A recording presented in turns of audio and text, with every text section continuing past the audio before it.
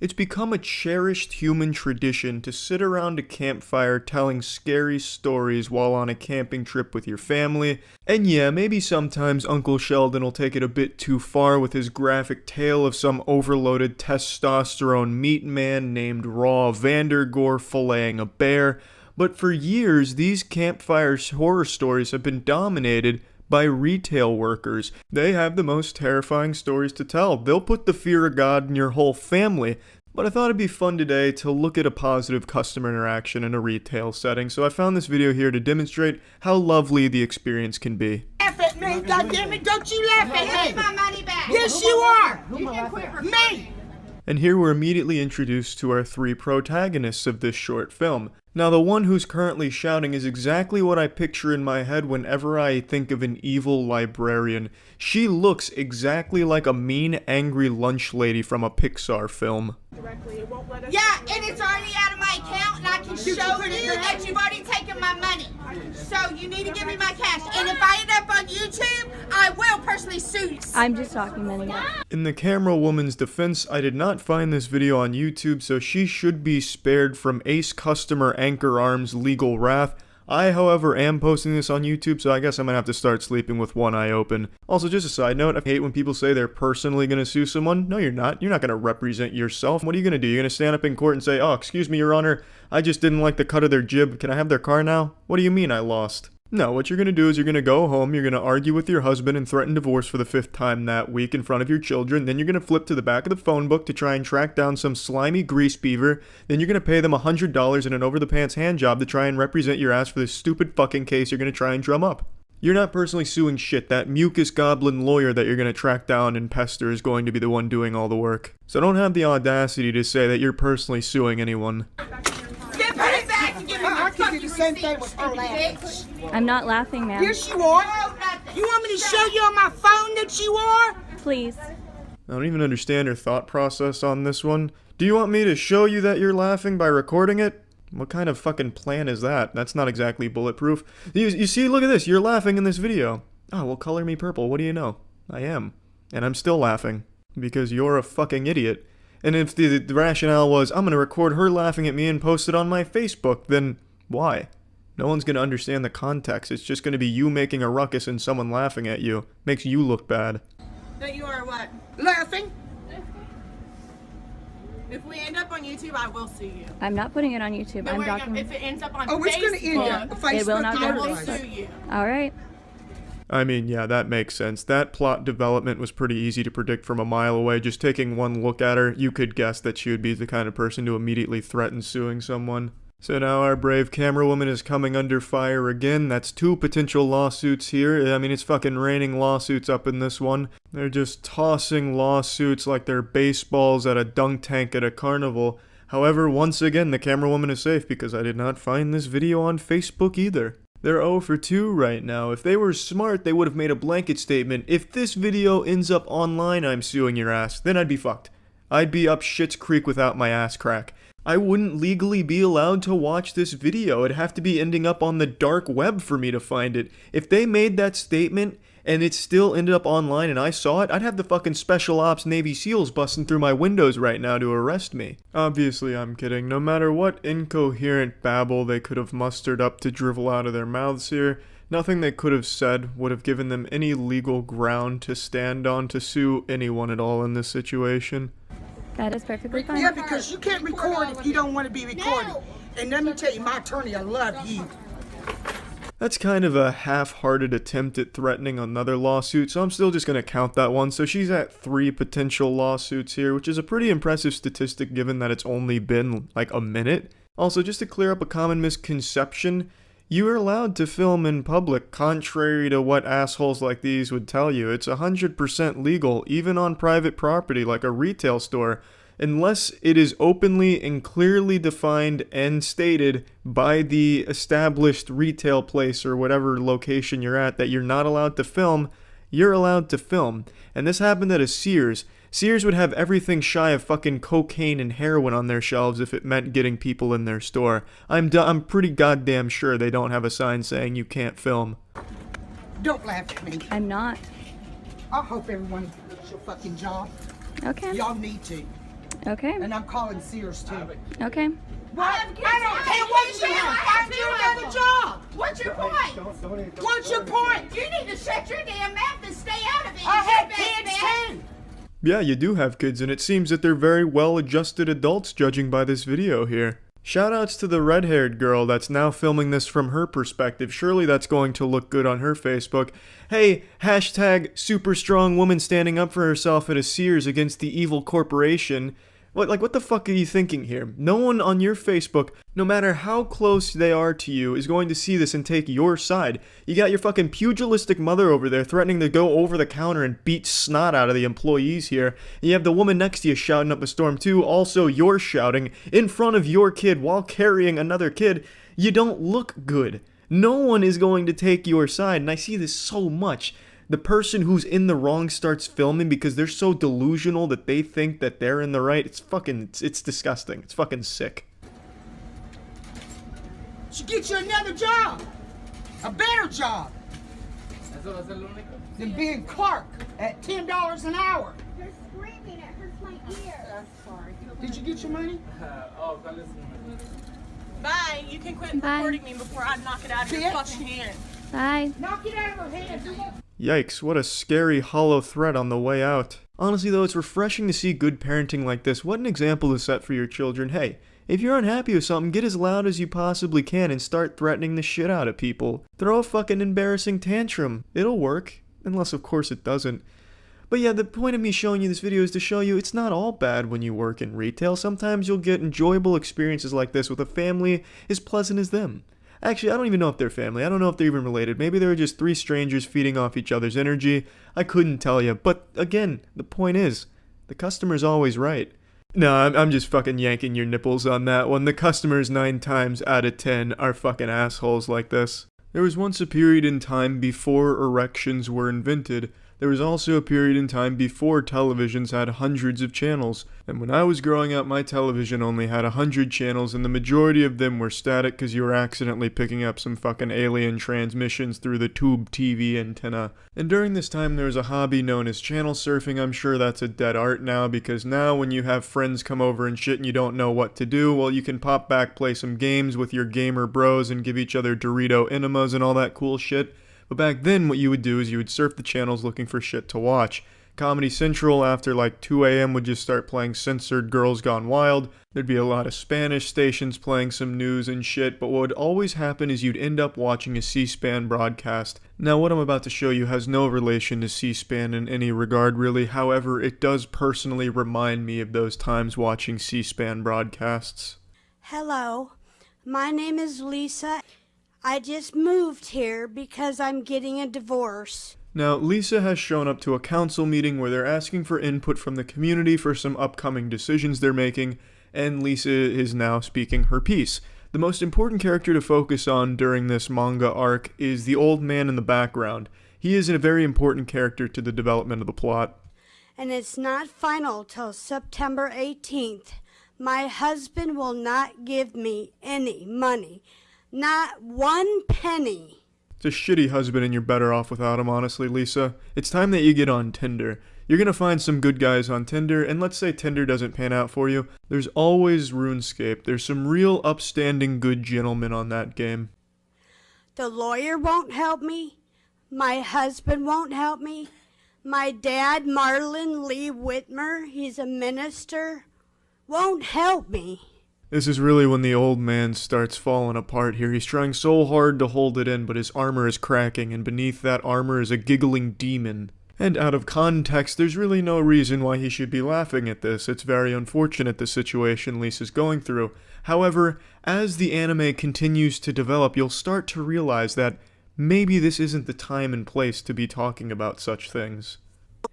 My stepmother won't help me. My mother passed away 7 years ago, and my dad and Annie Hockhausen, they wrote at Vera French that they both are my parents. Annie is my stepmom.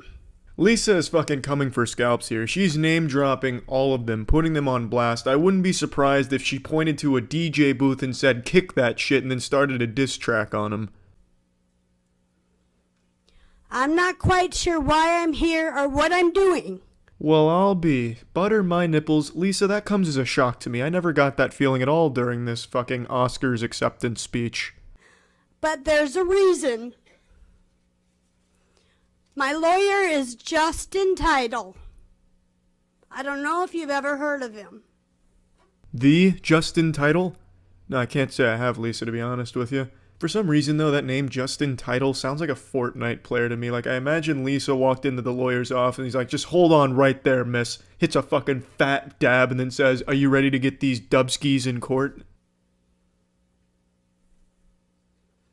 I'm moving down to Texas soon to help the children in Texas.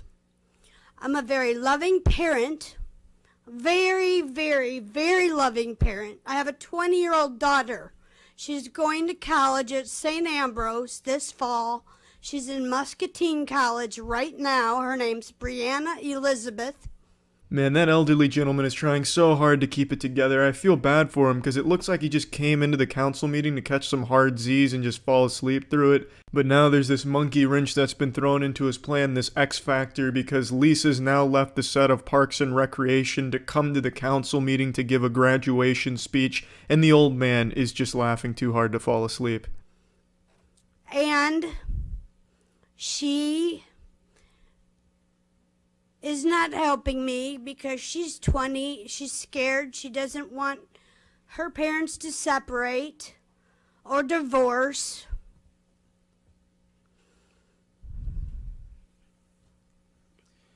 Ma'am, we're discussing the rezoning for the Portillos. Do you have any comments on that? For what? What a fucking fantastic season finale there. The writers really outdid themselves with that plot twist. Who saw it coming? Now all of the clues throughout the season make sense. Why the old man was laughing as hard as he was, despite Lisa's story not being all that comedic, makes sense because she was delivering this DiGiorno's personal pan life story in front of a council that was aiming to discuss a Portillo's rezoning. It had no place there. It's absurd. You can't help but giggle about that. It'd be like me going on America's Got Talent and reading excerpts from The Outsider's book. Or rather, it'd be like me dropping trousers, soft dick out, and pissing into a trash can, then calling my dentist to schedule an appointment for my dentist to come take out that trash. That's not what the dentist signed up for. That's not his job. That's not what he was looking for. And neither was this council. They just wanted Portillo's input, but instead, they got Lisa's entire story. We're discussing the rezoning on 53rd for... Well, I live on 63rd. Again, we're here to hear comments about the rezoning. Well, I don't like Facebook, and I don't like the internet because I can't find a job. The library blocked my password. Now tell me, does that make any sense to you? Fuck no, that doesn't make any sense to me, Lisa. But how did they block your password? I've never heard of a library doing that. I feel like maybe you just forgot your password. I don't think the library has a grudge against you and is trying to shut you down from their internet access. Sounds like some Jason Bourne level shit. Like there's this command center at the library that has one super trained special operative that is just an expert at watching security cameras to identify if it's Lisa that just entered the building. Like some type of fucking national security alert. So then he sees Lisa come in, so he sprints to his boss and reports it. Jesus, Boss Franklin, she's here. So then the boss turns around in this giant office chair, puffing a cigar with sunglasses on, and he says, "Shut it down. Shut it all down. May God have mercy on this library." But yeah, on the real, Lisa, fuck Facebook. Ma'am, we're not here to discuss your personal life. I'm sorry. Do you have any comments about the rezoning? No, sir. Have a good day. Thank you. Next. A peaceful resolution all around, pretty wholesome, honestly. I'm convinced that the council wanted to just let her go as long as possible, and they had this joke ready in their head like, this is for the Portillos, you know, this is going to be a great mic drop, let's time this perfectly. And then they did. Hats off to the council for letting her go and then timing the Portillos mic drop for when they did. The timing couldn't have been any better. So yeah. There's a viral video going around on the internet right now that really struck a chord within me, deep within my soul. A video that is about a short man getting very angry and he becomes a massive douchebag asshole. I'm sure most of you have seen this, but From the perspective of a short man, we're a rare breed, so I figured you'd want the unique perspective of a man who's below average male height. I'm 5'6". And one thing I'd like to say about this video before I play it for the few of you that haven't seen it, is this video is so embarrassing on this guy's part that it made me feel tall. Watching this video made me forget that I was short, and I was just laughing at this guy like, this fucking loser must suck being short. And it didn't occur to me until I went to take a shit and I looked at myself in the mirror that I was like, God damn, wait, I'm short too. You're great women. Why is that okay? Why is it okay for women to say, oh, you're 5 feet on dating sites? You should be dead? That's okay? Who said that to you here? Nobody. Women in general have said it on dating sites. So you're looking at the protagonist for this new sitcom called 2.5 Hobbits. He's very upset that he's short, and allegedly, according to the girl who posted this video, this took place at a bagel shop, and he was just being misogynistic asshole to all the women, and that's when they started filming it, and he immediately starts talking about dating sites where girls make fun of him, which leads me to believe that he had just got rejected on Tinder, and Bumble, and Match, and Christian Mingle, and his favorite Twitch streamer rejected his application to be a mod, so I'm guessing just all around was a bad day, and he took it all out on women at this shop. You think I'm making that shit up? Everywhere I go, I get the same fucking smirk with the biting lip. Shut your mouth. You're not God or my father or my boss. Dude, you want to step outside? You want to step outside? Huh? I'm not scared, pal. This is the highest level short man rage I've ever seen documented. This is the kind of shit you only read about on Reddit.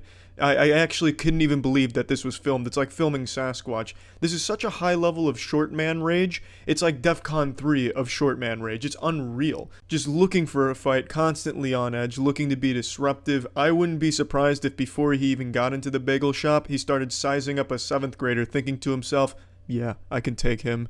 He may be a little taller than me, but I can definitely beat his ass. That'll impress the girls around here. But by far my favorite thing about the entire clip is the little chest bump on the guy ready to rumble. He chest bumps the dude's nutsack. This guy is so short, and the guy he's trying to tussle with is so much taller than him that when he does the little chest bump to be intimidating, his tits are rubbing the man's penis. His nipples are handshaking his scrotum. You shut up too. No, go ahead and attack me, Jake. Oh my god. Oh my god. I just wanted bagels. I recorded the whole thing. The classic, what are you gonna do, stab me? Says the man who got stabbed.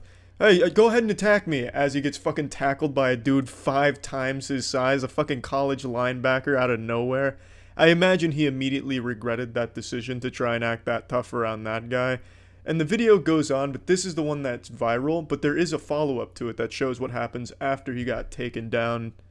Look, and a guy 3 times my size. That's okay? Get your food and What happened? What, I'm sorry? Get your food and eat it. You know what? Fuck your fucking breath. There's no need to You think that's fine? That's funny? Why is that so funny? Now I'm going to take my breakfast. You think that's funny? All you women. What a fucking roller coaster he took us on there. First he says, fuck that bread, wants nothing to do with it, he's above that bread, an alpha male doesn't need that bread.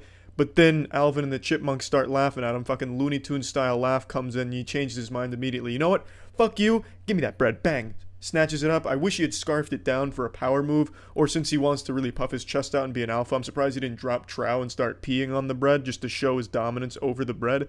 But he kind of pussies out, picks up his bread, and then goes back to just being a really huge asshole and insulting people. All you women say shit like shit. All of you.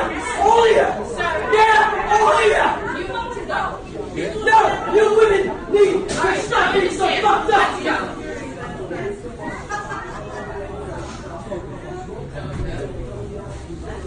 He then went home to make a blog post about why nice guys like him don't get the good-looking girls in society, and it's a shame. He is a nice guy, as you can clearly tell, well-adjusted. He seems to have a good head on his very small shoulders, but I think it's really sad the lack of self-control and most likely self-awareness. I guarantee he went home thinking he did nothing wrong, and that society was just beating down the short guy again. Now, he says he's 5 feet in the video. I don't know if that was an exaggeration or if he's under 5 feet or above 5 feet and he was just exaggerating on either spectrum. Doesn't really matter. You know, there's nothing you can really do about your height. You can either be an insecure little bitch like this guy and take it out on the world, you know, shaking your fist at the clouds because you're upset that you're so goddamn short and it's unfair, or you can just live with it, fucking deal with it, and don't be such a little pussy. Have fun with it. Make jokes about it, but why act out like this at a fucking bagel shop? No one wants to be around a guy like this. But I mean, yeah, I don't really have a very super unique perspective on it. To be honest, I just kind of wanted to make jokes about this. But it really is sad that my fellow short brethren act out like this, and that's why a lot of people expect short man rage occasionally, you know? There's no reason to be this insecure about something that you just don't have control over. And that's about it. So yeah.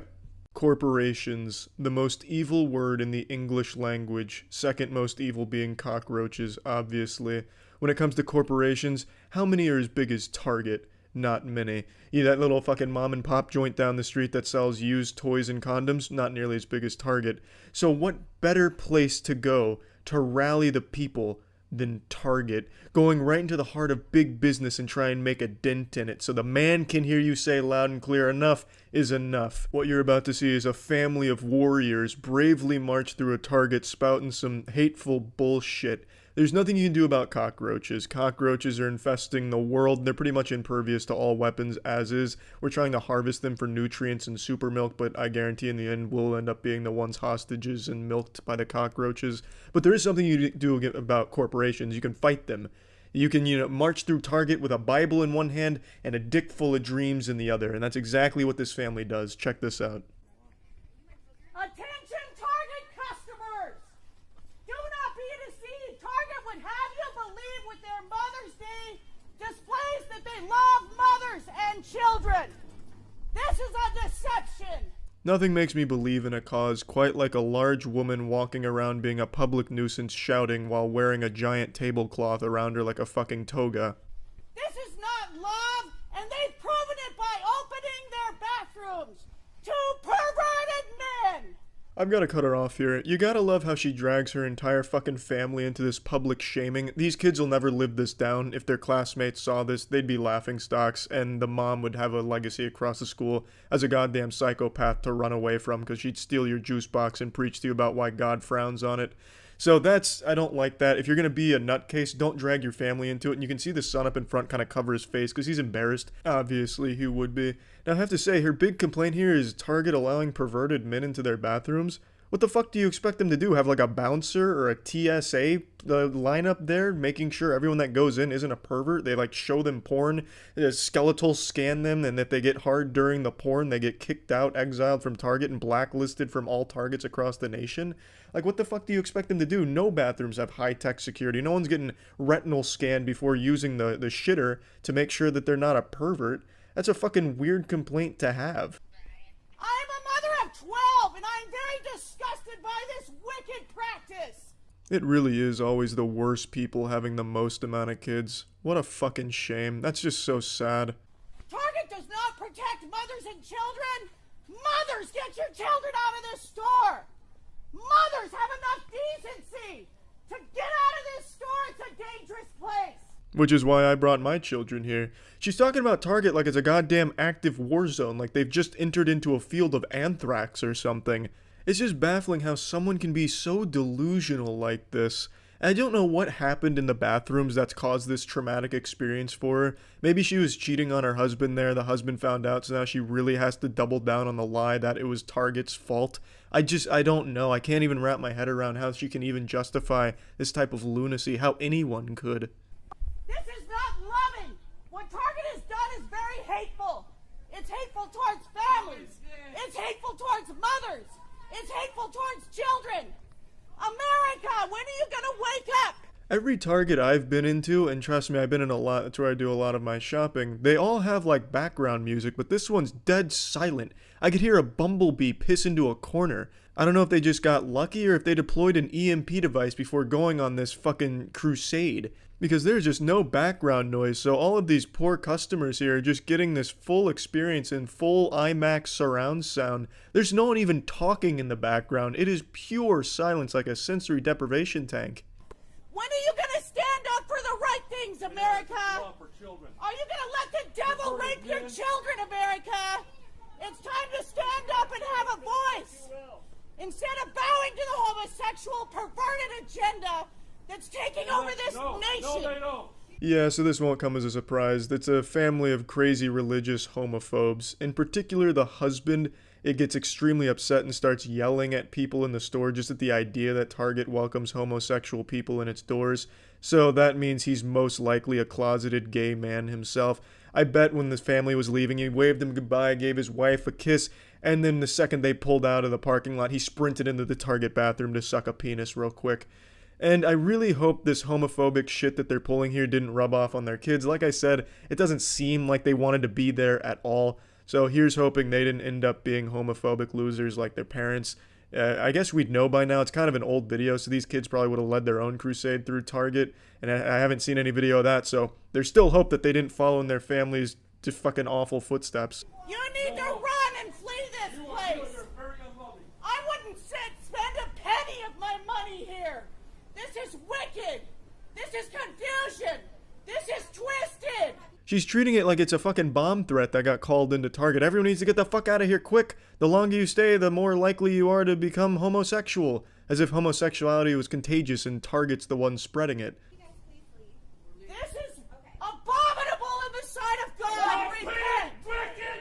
God's power and grace is evil. Repent!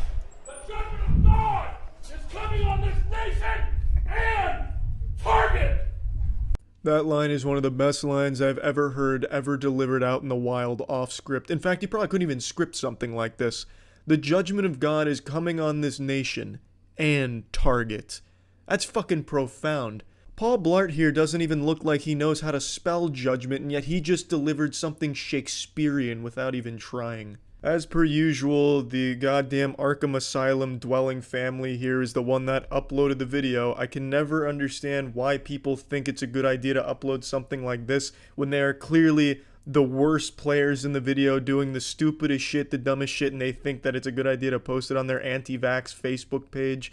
But here you go, just another example of it. There's also no doubt in my mind this entire group of people got into their giant van at the end of this stunt here, or maybe even right outside the Target, started high-fiving each other. Yeah, good work out there, guys. Yeah, excellent shit. The Lord's definitely smiling upon us now. We just took down Target. Target has been defeated. And if it's in Alabama, then the dad started kissing his kids and making out with his sister. It's just, I'll never understand this mentality. It's just so fucking stupid. It's unbelievably stupid. I really will never be able to wrap my head around like a family like this and shit. It's just nuts. Absolutely nuts. Hateful, garbage, bigotry, bullshit. Going through a Target in the middle of nowhere doing fuck all but being a public nuisance and being a horrible example for your children. What a waste. That's it. So yeah, I think there's something very special about Halloween that makes bad mothers even shittier. Just something deep within them. The beast is unleashed on October 31st and they become turbo shit moms. I've held on to a grudge for the better part of 2 decades, and it all started as a child trick-or-treating in a neighborhood where, you know, sometimes a house isn't home, so they leave the candy out on the porch in a bowl, you know, with a sign, please take one, or just be considerate. And every single fucking time that was out there, I knew I was getting no candy because some goddamn twice-divorced, miserable mother took all the candy and put it in their child's bag so that way they could conclude trick-or-treating early. That happened every single year that any house left that open. And I know it was the moms that did it because I was friends with all the neighborhood kids and they would complain about their mothers taking all that fucking candy for them and ruining trick-or-treating. And that tradition, 20 years later, is still happening on Halloween. It's fucking crazy, but now we have those doorbells that, you know, like ring, that show you a video feed of what's going on. So now you have like the fucking conclusive proof. You know, it's not just the boogeyman stealing your candy, it's just shitty moms. So I wanted to go over some of that footage and just kind of make fun of the trashy moms. And it's all moms. I haven't seen any clips of a dad doing it, probably because the dad either didn't want to go out or wouldn't be bothered to fucking fight over candy like a feral animal, literally pushing children out of the way for fucking candy bars. But the clip I'm going to start us with isn't a trick-or-treating robbery from a mother. It's just a crazy mother on Halloween who pulls over a car for some shit and then just goes nuts. And the reason I'm showing that is just kind of set the tone of what Halloween brings out of bad mothers. Calm down. It's okay, I'm sorry. He apologized. It's my fault. He apologized. Yeah, I know. And you know what? That didn't upset me. But the bitch-ass hoe Sorry. that told me to calm down. The first frame really tells you all you need to know about the woman. She looks like a deranged lunatic. This looks straight out of a horror film, like a scene from The Shining. She looks like something a horror legend would be based around, like a creepypasta or a cryptid, you know? Evil single mother Karen emerges from the mists and knocks on your car window, and if you roll it down, she steals your children's souls, like a modern-day La Llorona, or the Not-So-Slender Man. Again, there's no context for why she's so mad and pulled this car over, but it's very clear Amy Schumer is having a bad day. What I'd like you to do is apologize instead of being a bitch. You're calling me sorry, but you're calling me a bitch. So Oh, set sorry. an example. I'm sorry. My kids can't hear me calling you a bitch. Your window's open. They can't hear me because they're listening to Kids Bop. This could actually serve as a really good advertisement for Kids Bop. Kids Bop is so good you won't hear your mother being a piece of shit to total strangers right next to the car. It really doesn't matter what the situation was that caused this. Even if she was totally justified in being mad, she lost any chance of anyone being on her side, and now she's the biggest asshole here for making this car pull over and escalating it to this level in front of her children. And the main complaint she has is that the woman was telling her to calm down, which sounds totally reasonable. Hey, let's calm it down here. Don't whip your tits out and try and start a fight or spit on us right in front of your fucking kids right there. That sounds totally reasonable to me, and especially when they were apologetic in the beginning of the video, they could have just let it be. But she keeps it up, and she just comes out the biggest asshole. Now let's move on to some Halloween candy robberies from some great upstanding mothers. Here, open it up. Open it.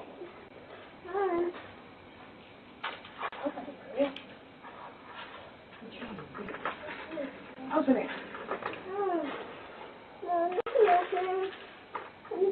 I'll take it off. Oh yeah, baby, jackpot. That's a big haul tonight, Jill. You got 99 cents worth of candy going into those bags. Perfect. Shit parenting in action, baby. There it is. There's always an assumed risk when you leave candy out like this. Yes, a kid's gonna take more than you'd like them to, an excessive amount, but you never expect a parent to get down and dirty in the trenches stealing candy. And stealing is a word I'm definitely using loosely here, because you're not fucking stealing it. This isn't some grand heist, no GTA shit here. It's just you're taking candy from everyone else in the neighborhood, so when they go to that house, they'll be disappointed there's no candy left, and you're making your children's trick-or-treating experience far shorter just because you want to get this shit over with faster.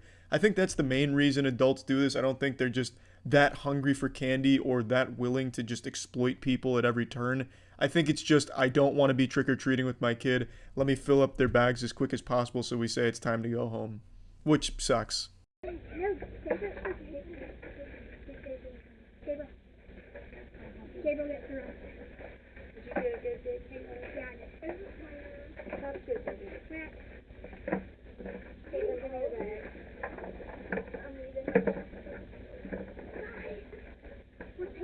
At first, I thought this looked like a premeditated robbery, like she had come out here with the desire to steal as much candy from these doorstep bowls as possible, because she came out with the hoodie on, the jacket, hands in the pocket. I thought she was concealing her identity. Then I realized she's not wearing a mask and it's fucking Halloween, so if you were trying to be stealthy, you just wear a fucking costume and they wouldn't know who it is. So there's no shame. She's just out here literally taking candy from babies. There's another really good video from this Halloween yesterday where it's a mother and the daughter. They go up to a house and the mother just starts taking all the candy and putting it in the bag. And the whole time the daughter's saying, "You took too much." The daughter very clearly doesn't feel great about the mom taking all the candy, but the mom's just, shut the fuck up. We're making it big. We're doing it big here. Then she runs away with all the candy, fucking literally holding her daughter by the arm and running like they just committed some type of high crime, like a thief or some shit. I guess she was trying to live like an action movie fantasy by taking, diamonds or something. I don't know, but it's just fucking 2-cent pieces of candy. I can't show you the clip because the people that uploaded it sold it to one of those organizations that copyright strike and try and sue people that use the video without having contacted them for licensing rights first. This will be the last clip I showcase bad mothers for Halloween with. As you can see, the Lola Bunny cosplay there, or Playboy Bunny, I don't exactly know what look that's going for there, is raiding these chocolate bars right now. I guess she thought it was chewing tobacco, so she's really going hard on collecting all these like Pokemon. And by the time she's done, there's none left. There were 3 fucking full boxes of candy bar, and you bet your ass none of them survived her wrath. What a sweet mother and a real princess. I'm sure all of you know I love a good public freakout, and there's no better stage for a freakout than Walmart. Some hero on Twitter today sent me this video that features a woman that must have just finished snorting bath salts in the Walmart bathroom and goes around preaching the good word of Jesus Christ in a way that I feel he would approve of. Security, motherfucker. Really? I'm just trying to help you. I'm sorry, but I don't need your help. Yes, you do, motherfucker. I really enjoy the way she says motherfucker. She sounds like a Canadian trying to be polite about it, but still wanting to get the motherfucker word out there. You do need my help, sir. Can't you see that, you son of a bitch? Could you please just let me check out my groceries? Fuck you, I'm trying to help you, motherfucker. It's like in SpongeBob when he gets to rock bottom. I can't understand your accent. Instead of the she's substituting that with the word motherfucker. So she's tossing that shit around a lot, which I think is great because she's got a very firm grasp on that word. I really like the way she articulates it. And she also freestyles her pronunciation of it towards the middle of this video as well, which is nice. So she plays around with it. But I'll go ahead and address the elephant in the asshole here. She's very clearly on drugs. You can tell by the lip smacking and constantly licking of her lips and then sticking her chin out like the Crimson Chin for some reason. She's acting like she's eating some invisible cotton candy. That lip smacking and all that, that's a sign of methamphetamines. I've seen it a couple times in the real world. And of course live PD as well has made me an expert. Wow, this is... You gotta ask Jesus Christ. I don't have to do anything. We're all sinners. Okay. He's not gonna force you to do it. You're sinning right now. No, I'm not, motherfucker. You fucking accuser. Get the fuck out of here, you fucking accuser. You motherfucking accuser. God, just look at that face right there. That's the face of a warrior. A god warrior. She's about to challenge his ass to a duel, and the loser's gonna be shopping at the Walmart in the Shadow Realm. Now, I'll be honest, I haven't read the Bible in a long time, so I don't know if doing meth in a Walmart bathroom is technically a sin. I don't think meth was invented back in Jesus' time, so it's not expressly in the Ten Commandments nor the Bible, I would wager a guess. So, taking that into consideration, I could see why she would think our protagonist with the camera here was being a bit accusatory. And I'm really glad that he's pointing some fucking fingers, because that sends her into an ultra mega meltdown. Get the fuck out of here! Wow. You motherfucking accuser! Accuser of the fucking brethren, you motherfucker! Excuse me. Yes, ma'am. Can I ask you what's going on? Did you see that shift from 100 to 0 like that? She turns that switch off, going from screaming and shouting and queefing about the brethren and calling this man an accuser, talking about wizards at Hogwarts or some shit, to, yes ma'am, did you need something? What's the problem? I'm pissed because he won't repent.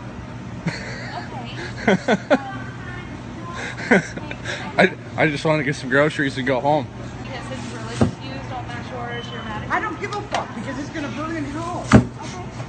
Then why And you are too, bitch. If you don't have Jesus Christ as your savior, you're gonna be down there fucking with them. Yeah, that truce was short-lived, a little temporary respectfulness, and then she's going right back to talking about him going to hell, and then calls this woman a bitch who's going to hell because she doesn't have Jesus in her heart. But she doesn't know that. Maybe Jesus is in that woman's heart. She didn't take a moment to properly digest the situation and deduce whether or not Jesus was there or not. Far be it for me to make this accusation. I don't want to be labeled an accuser, but I just don't think this woman is a real ambassador for Jesus Christ. I just don't think she's doing the job properly. I don't think she knows what she's doing. She might not be qualified. There, I said it. Screaming in holy fucking terror of fucking fire and brimstone. Do you fucking get it? Yeah, totally understand. But I can't have you yelling and spewing profanities at other people that are in the store. Well, fuck you then. I mean... Answer my fucking question. Fuck you, don't call me ma'am. Who the fuck told you what my title is, motherfucker? It's around this point that she starts to transform the motherfuckers, going from a very strict motherfucker to a much more relaxed and casual motherfucker. Shut the fuck up. Okay, can you hold this? All right. Motherfucker! You can't leave. That's why I'm doing this, sir. This is my job. I'm not sensing God. She tosses around the word motherfucker more than Samuel L. Jackson, but I'm a little confused here because she says that what she's doing is her job. I'm curious to know who's paying her to go to Walmart's to start saying, motherfucker, you're gonna burn in hell if you don't repent.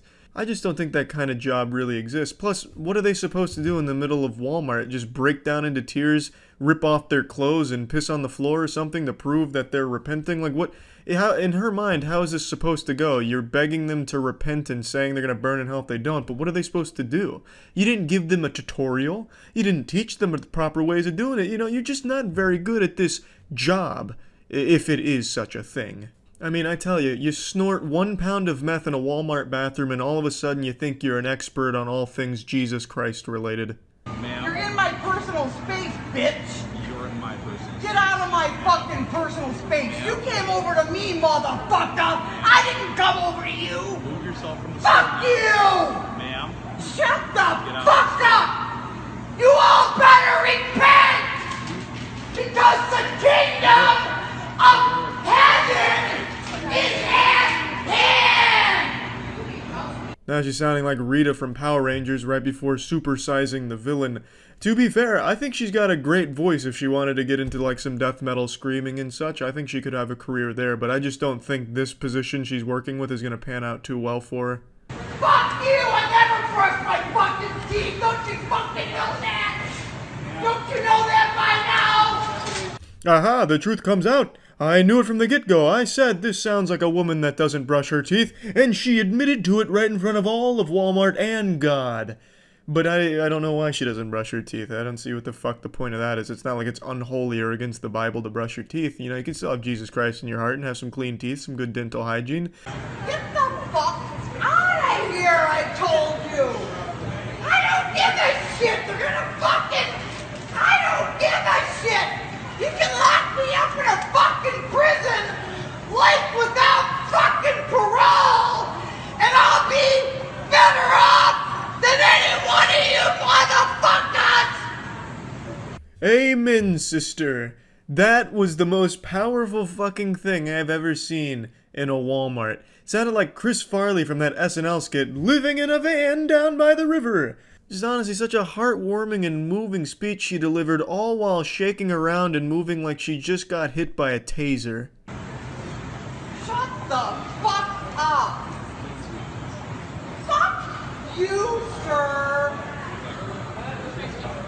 Shut the fuck! Are you that fucking dumb? These people are going home. Stand up. And the crowd goes fucking wild. That's where this story ends, but man oh man, what a bold and effective crusade it was for this woman, I would say. Just one of those classic Walmart freakouts you love to see. That's about it. See ya. I had an itch, and the only way to scratch it was to find a nice new public freakout. This one's a little special. It comes from one of those gate attendants that work the gates at those high-class areas where a guard comes out and say, hey, who you see in here? Who do you know? Do you want to buy crack? Okay, and then they let you through. Yeah, this lady here you're about to see has that position, and she's going on like a fucking power trip. She's going full-on Paul Blart, looking to dispense some justice, and the only way she knows how, through bad acting and whining on a telephone. Guy in a car, and now he's videotaping me. Because this is unlawful. Ma'am, he's running me over. No, I'm not. Ma'am, hurry, please hurry. Yeah, she's a real thespian, and I have to commend her for her method acting. She even pretends to run away from the vehicle, even though the 911 operator can't see that. She starts backing away from the car, looking all panicked, and then she gets into like a defensive position, like she's trying to stop a fast break in basketball. She really gets into the performance to sell the narrative, even though she didn't need to. She could have just voice acted the performance, but she takes it the extra mile.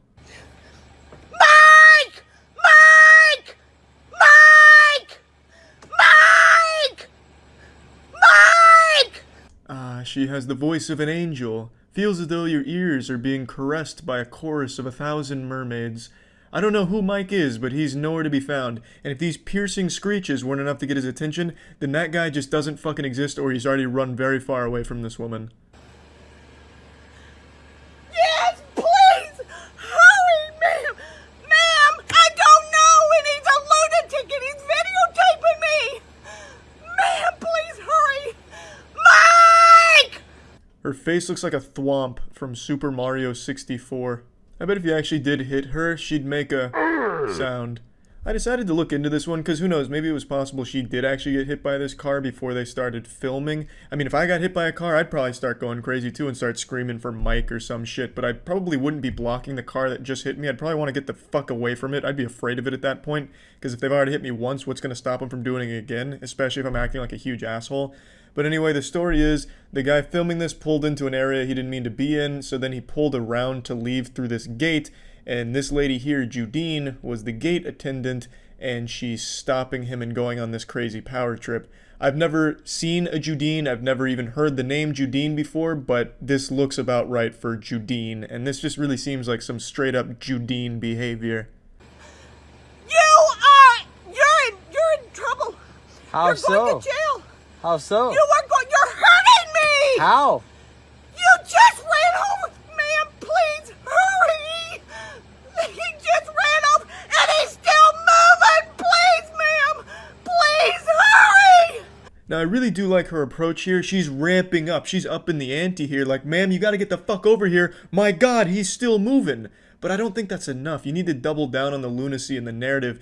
Ma'am, hurry up. He's still moving. Jesus Christ, is that a bazooka in the backseat? Holy shit, he's getting it out. My God, it's shooting sharks. What the fuck is that? Is that Joseph Stalin in the passenger seat? Ma'am, hurry. Then you go back to the bread and butter. Mike! Mike! Mike! I'm gonna start. Stop! Hurry! Hurry! Hurry! Ma'am! He ran over me! He ran over me! She's saying I ran over her. He ran over me! Reinforcements have arrived, and they're not on Judine's side. They kind of come over just to make fun of her. Which, who wouldn't, you know what I mean? It almost looks routine for them. They just calmly walk over. They look genuinely embarrassed from the few frames you can see of them. And it just seems like a common occurrence with Judine. Oh, shit. Judine's throwing herself on top of vehicles again and calling the police. What the fuck? I have the whole thing on recording. Sir, come on. No, you're good. Hey, This is unbelievable, man. good. We just heard it on the radio. The cops are already coming. Can I please go? You can't. The cops. I can. I absolutely can. Okay. Well, I'm just telling you. If you I want, want him arrested! I want him arrested! I have done nothing wrong. He's gonna leave! He's gonna leave! He'll run over you, Chase! Chase, get Marvin! Please, call Marvin! Please, call Marvin! Get him out of here! She was really out here making a last-second push for an Oscar. However, it didn't pay off. The man did pull away. He got about a mile or two down the road. Cops pulled him over about this call. He showed them the video. They let him go. No charges. Judine gets fired. Happy ending all around. And pretty much what you'd expect. But I don't think it's all bad for Judine because this really shows her acting chops. She's able to convey a schizophrenic old woman beautifully. So while the door may be closed on her time as a gate attendant, perhaps a new door has swung wide open in her acting career. Who knows? We'll have to wait and see her on the big screen. That's it. See ya. Jesus Christ, it really is her again. Huh? Does she get 72 fucking dicks in her mouth? Whoa, that's a lot of penis. No mouth can hold 72 wieners, lady. Do you know what date is? Month? You're not gonna beat the Alpha Kais. Just leave, lady. Hand off me, motherfucker! Ooh, her catchphrase. Guys, come this way. She's not gonna follow us. See what happens to you. I fucking dare you to fucking touch me. One fucking Give her a wet willy. more She will melt down. She'll short circuit. Charles, don't. Ooh, that's a strong name, Charles. You're born for greatness. Kiss her. Confuse her. Touch her, Charles. put your fucking hands on me. Poke her in the stomach. We want. Look at this. Look at this right here. You've been recorded the whole time. She looks like an extra on The Walking Dead. Like one of the zombies that you see in the background. Did she live in Walmart? And ask Jesus Christ to Maybe you should ask Jesus Christ. Yeah, I think she's even wearing the same outfit from the last time. She has one set of clothes and she lives in the dumpster at Walmart. Thank you, sir. We appreciate. Yeah. This was the first sighting of her. This is when she first, like, came into the public eye. She's like the missing link between Homo sapiens and Sasquatch. You know what I mean? Like, you know how science is always debating, like, how the fuck are we related? How can the Sasquatch exist, you know, finding Bigfoot? She's that missing link. You're supposed to pick up everything. Nope, 4 bags. Yeah. Oh, you It's are like a so much WWE crap. promotional. Wait till your boss tells you what you gotta I'm half expecting a Ric Flair woo. what you pick up and what No, you don't. it's what you ordered. You little twerp. It's what you ordered. You little twerp. I know what I ordered. Okay. And you're gonna pay. Okay. Yeah. At the WrestleMania SmackDown 1999. You like your job? Because you ain't gonna have it past today, baby. Ooh, it's a crank window. That's a power move. He's fucking cranking it in front of her. I like that. Imagine you take a shit in front of him. I will say, though, this is a different outfit. So clearly she owns more than one. So we're getting more character development. I'm not, because it's all on video. Thank you, Jesus Christ, for videos. Yeah. Woo! Esports! YouTube! I love motion pictures. Is it worth getting in an accident? I told you what you were supposed to do. She's boiling over. A, B, C, D, E, F, G. Okay. Like a damn child. All right. And you can't even follow instructions. Why don't you go back How to old your are you? vehicle? Why don't you go back to Baba your vehicle? baby, baba baby. Dot, dot, dot, dot, Oh, dot, now I dot, understand you. Oh, now I get it. Fuck, why didn't you just say that from the get-go? Now you sound sane. She's gonna start, like, doing the worm or something. Jump in front of this car. Hell won't accept her. Yeah, like Constantine, heaven doesn't want her, hell won't accept her. So they've condemned her to Walmarts and empty roads. And you go to a customer's garbage cans and they got 5 bags, then you charge them for 1 extra. But you got enough common sense to pick the sucker up. This guy ain't got no common sense. Who's she talking to? Is there an audience? Is this a theatrical performance? Oh god. We're reaching the climax. Move over, Joaquin Phoenix. What the fuck? Oh, now I'm following. Okay. It's a game of charades.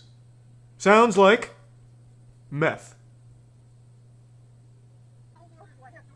Damn, she's fucking busting a move. What was that? Was she hitting the woe? Whipping and nay-naying? Yeah, she challenged. It's her fault. She challenged him. She was talking mad shit before this. No, Willard, don't let her say those things about your mother. Oh! It's a good thing I'm not fragile. It's a good thing he's not kicking. You cannot import an endangered species. This'll teach you to talk shit about my mid-gameplay. I may be in silver, but I box like a plat. No, we do not. Oh, yeah, baby. People challenge for Oh, fuck yeah, take him down. Now he's learning strategy. Take down the man with the leash. What does he eat? Well, he has a very Human bright flesh. pellet. Oh, yeah. Fucking pounding his chest like King I Kong. think he had a gun. He's Keep such a attacking the good handler, gunpowder. then you'll So be mean. free. Good boy, Will. No one can Now, don't stop go you. down And the don't let her stairs. sexually harass you like Australians that. make coats out. Irene. Oh! You stepped into the danger zone there for a second, Irene. Species. I always have to ask that. Oh, you're fucked. You can see why now. That leather jacket won't protect you now. Easy. You can see why now. Can Get in with some capoeira. Like dominoes, baby. His technique is nuts. Rags the kangaroo attacks Marty the monster. Why is Marty the monster taunting Rags? About to rip his head off. Poked him in the eyes. Oh, you're so fucked, Marty. He's got him in a blood choke. It's just... Somebody get Big Bird out here. We're about to lose one. Damn, that grip is tight. He is... He is putting... He is putting him to bed. God damn. Look at those biceps. You're not getting him off easily. They have to try and, like, bribe him out of there. Hold him for ransom. Rarely does someone suggest something that makes me laugh, but when you give me a good kangaroo fight, I can't help but giggle. Fuck. Yeah, grovel at his feet, Marty. Fuck. Just get Marty out of there. It's like a red cape in front of a bull. Four tsunamis have struck the coast of Alaska, including the order. He's gonna shoot the tsunami away. How's that gonna help against the tsunami? Don't worry, I have anti-tsunami weapons. Nobody has a phobia of puppies. This man is an actor. A paid actor. Doesn't sound like a phobia, it sounds like a sexual fetish, like he's coming. You're a pussy. Not a coward, you're a step above that. Pet the goddamn puppy, Marvin. That dog's gonna have such a big ego at the dog park, like, yeah, I made a biker afraid. No fear, they go after fear. I know it's tough. No, they don't. You're thinking of, like, werewolves. Dogs don't sense fear. I think it's time we finally talk about the true victims of the coronavirus lockdown and quarantine, which is of course the middle-aged, short-tempered Karens. These brave women have been trapped at home for the last month with no one to complain to except their anti-vax Facebook groups, no one to yell at besides their husbands, no managers that they can speak to. They have all of this rage bottled up inside of them, but nowhere public to melt down and let it all out in a nuclear explosion of screeching and screaming and threatening lawsuits. But the good news is things are opening up again, which means the Karens now can go back out into society and make it a worse place. So please join me on this adventure. I'll be your host. I'll be like fucking David Attenborough here, and let's observe the Karens going back to their natural habitats after their hibernation. Fuck you! Ah, wonderful. A chain-smoking middle-aged woman with her siren song, such an angelic melody, true mastery over her divine vocal cords, able to deliver this banshee's wail, fuck you. No, it's not enough! Park your car. No! Like, what the hell? You better get the fuck away from me. Fuck you! We have a car. The wild Karen's sharp instincts kick in, hearing the sound of potential danger. She feels as though the essential oils in the backseat of her car are threatened by a potential predator, so she lashes out blindly, hoping that the guttural shouts and puffing of her feathers will be enough to scare away the enemy. Yeah, this is a roadway over here, man. Can you please move? Everyone better stop fucking yelling at me right now, as I'm not fucking moving. Can you please move your car? Thank you! She didn't mean that thank you, that wasn't sincere at all. I'm starting to get the feeling that she's just not a very pleasant person to be around. I don't listen to you either, Shield. Listen, you short fucking piece of shit. Now you've gone too far, lady. Out here looking like the substitute teacher at Hogwarts for the Defense Against the Dark Arts course. Fucking scary looking loud lady. Fucking hanging out in this drive-thru looking straight out of a 1970s newspaper comic strip. Truly rude from this woman here. This woman looks like menopause. She looks like if menopause was a person. Okay? Oh, God, she called me a short fucking piece of shit. Grow some fucking balls, baby. Grow some fucking balls. Shut the fuck up and leave. We're No, blocking traffic I'm over not here. moving. Talk all the fuck you want, all you fucking Hawaiians. The white lady's fucking crazy. You can talk all the fuck that you want, you fucking motherfucker. No, it's not enough. It is not. Unfortunately, that's where the video ends, but I don't think her anger stopped there. As you could hear, she was still screaming, still going in really hard. I half expected her to take a baseball bat to her own car just out of the confusion from the anger, just hurt itself in the confusion. It is truly baffling how someone can get this upset and have so little shame to just do it in public like this. And I think that's what makes Karens so special. They don't have that level of shame or self-awareness, so they keep going out and embarrassing themselves. And since they've been locked up for a month, they have a month's worth of embarrassment to catch up on. So they're really kind of speedrunning that because there's been so many of these things going on. I'll show you a few of them. Let's keep going. People here that's enjoying themselves. Okay? This is what we're gonna do. We're gonna do the last part. Now what are you doing? Now what are you doing? Hey, sweetheart, there's kids here. There's kids here. This one was actually one of the saddest ones and most embarrassing in my opinion. This is a Karen that's been heckling a group of street performers that were performing for these people that are just now leaving their house for the first time in a month, just to give them something else to think about and entertain them, and Karen said, well, I can't imagine anyone having fun. I'm pretty miserable. Everyone should be miserable. She's like Dr. Zalost from Courage the Cowardly Dog, very unhappy, so she's shooting her cannonballs of unhappiness at everyone around her. So she just plants herself here. She gives this very incredible Ginyu Force pose here with the double middle fingers. Really bold stuff. There's kids here. There's kids. Oh, you should have some respect, sweetheart. Please, thank you. Could you please leave? Could you please leave? Please. She refuses to leave. This is a 4-part TikTok video. I didn't even know TikTok had anything other than just shitty lip singing and dancing, so this was kind of an interesting surprise. And I'd like to bring attention to this. I know I'm no major fashion icon myself, but I do have to say I don't understand her sock decision here with the different links. It's like Titus from Final Fantasy X with his pants. She has a sock that goes up to her knee and the other one's an ankle sock. So that right there tells me that she just desperately craves attention, so she's trying her best to be unique and not like the other girls with her fashion by having different lengths of socks, which is kind of sad, but it also fits in line with what she's doing here, making herself the center of attention for no reason and at the cost of everyone else's fun.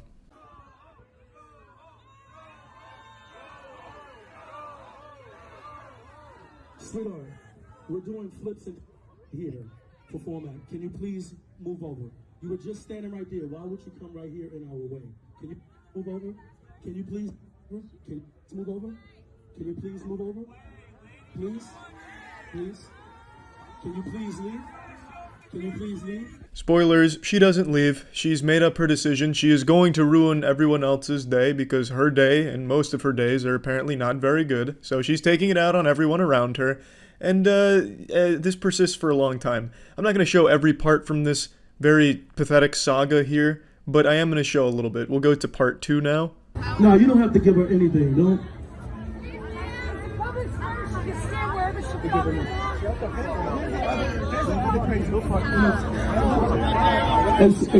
One of the mothers from the crowd is begging with the lady to please leave because they want to watch the show, and of course, the Karen refuses to do that. But what I find extremely interesting about this part, as you just heard, some woman in the crowd express support for what she's doing by saying it's a public square, she can stand wherever the fuck she wants.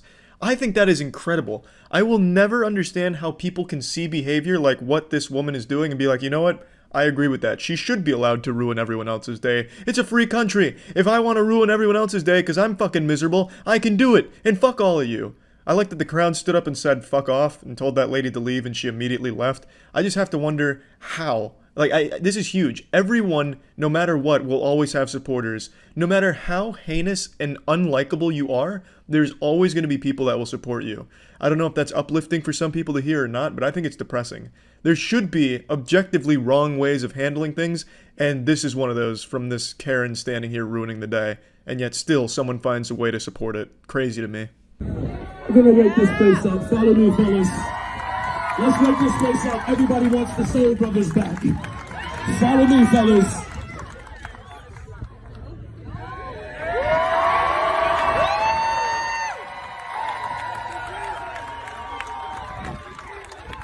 Luckily, this fairy tale does have a happy ending. The police show up and escort her the fuck out of there, which is great news for everyone there. It's pretty wild how long it went on for, though. The police had enough time to walk over there and get her out before she left.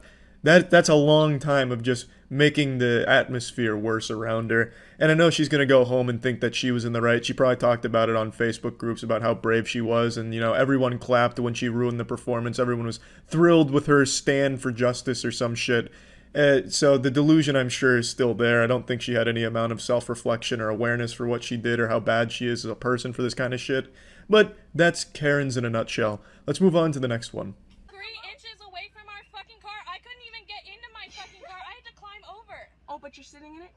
I had to climb over, dumbass. Did you not hear what I just fucking said? While yes, that experience does sound traumatic, there was another way of approaching this situation. You could have backed the car up and then got in normally. You chose to climb over the driver's seat and turn that shit into a playground to get there. Go right ahead. I'll sue you because you can't post someone's face on the internet without permission. I'm gonna go. For some reason, these Karens that spend the majority of their life on Facebook and reading 50 Shades of Grey fanfic still don't seem to understand that you can't sue someone for recording you in a public situation. But I do like the way she phrases that. You can't put someone's face on the internet without their permission. It reminds me of Arthur, where you can't go on the internet and tell lies. It has that same level of innocence to it to a certain degree, but I think it's time they finally get educated on Facebook instead of just believing in these fucking weird conspiracy theories and shit, to understand that yes, it is totally legal to record in public. It's not illegal. They're threatening me. She told me she hopes I get raped by a pitchfork, and I'm gonna go to the cops, and I need evidence. So what is the problem? I couldn't get into my car. I had to climb over. And then when we were talking about it, about how close they parked, she came and went, "Oh, you stupid ass bitch, you wanna talk?" Wrong. I told you my boyfriend did not hit your car because you said if my boyfriend hit your car, you were gonna call the cops. Yeah, this shit is devolving into elementary school shit really fast, and the security guard clearly wants nothing to do with it. He leaves like a second after he just says, "Hey, can you guys just handle it?" and he just walks away. Respect to that guy, because who the fuck wants to be in the middle of this? Stop arguing with the stupid fucking whore. If you keep arguing with the fucking whore, they keep arguing with you. If I find that video online, I'm fucking suing you and I'm calling the cops and they're gonna come get your ass. I do appreciate that threat right there from her. You know, that's some Xbox Live shit. My dad works at Bungie, and he'll get you banned if you steal my sniper again. It has that same level of energy, so there is a level of intimidation in there. That's pretty much where the video ends. It's just back and forth of just, like, baby whining, like baby raging at each other. I don't know. It's not even, like, insulting anymore. It's just kind of like actual whining. But, yeah, all over a parking spot. Let's go ahead and move on to the next one.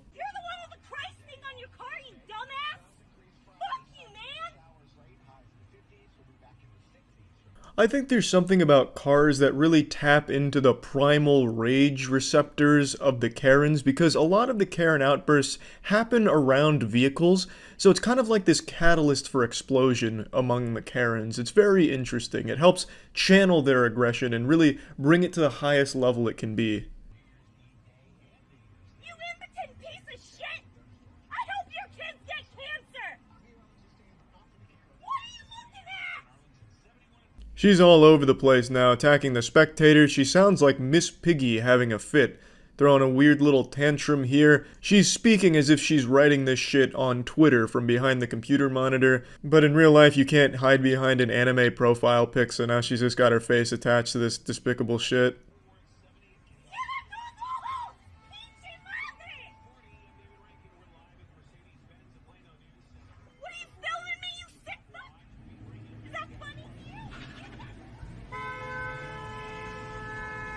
Honestly, a pretty thrilling conclusion. I would have liked to see where it went, because she was clearly in hot pursuit, like some Mad Max shit, honking that horn, coming in hot.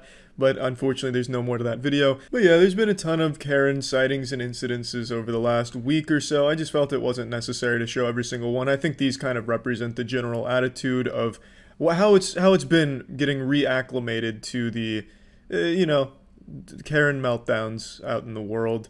Now that they've allowed to leave their homes, and you know, they don't have to keep tapping into the wine cellar reserves, so it's getting wild out there again. And yeah, that's about it. So yeah, as more and more things start opening in the world amid the pandemic, more and more middle-aged single mothers are trying to go back out into society and find things to be angry about. I recently covered the Karen apocalypse that we've just experienced. However, if the Karen apocalypse was an earthquake, what you're about to see is the aftershock. One thing I find interesting is, since most people have been inside for a long time now, a lot of people are starting to get a vitamin D deficiency from what I've read. But I'd argue it's almost more dangerous to go outside due to an overdose of vitamin K. Karen. Society right now, the outside world that I've now become a stranger to, is experiencing dangerous levels of exposure to vitamin K. It's like walking into fucking Chernobyl if instead of radiation it was just pure negative Karen shit. So let me just show you the recent Karen Armageddon we're now experiencing. 45 minutes of having it on. It's the first time I've worn one. I am disoriented.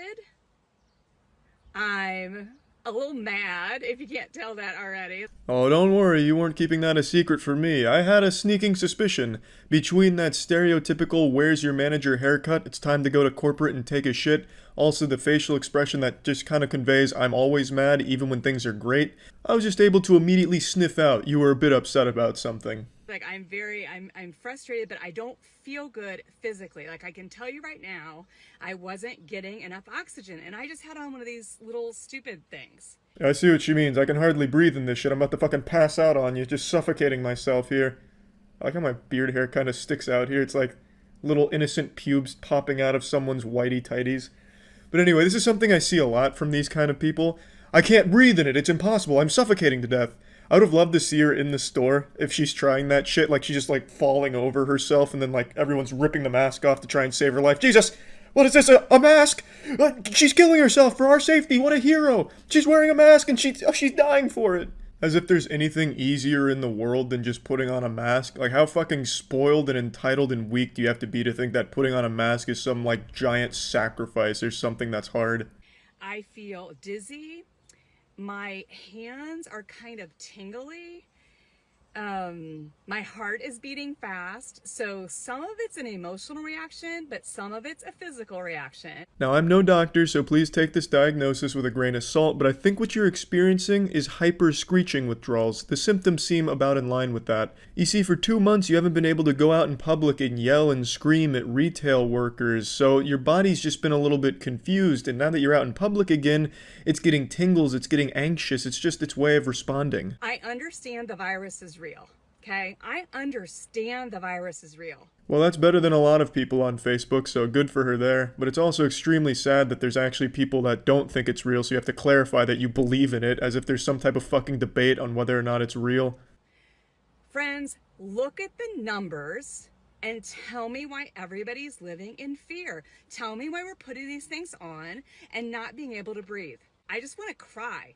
Like, well, go ahead and cry. I'm not gonna arrest you for it. Let it all out. And as for why people are putting masks on and not being able to breathe, I think that's a problem exclusive only to you.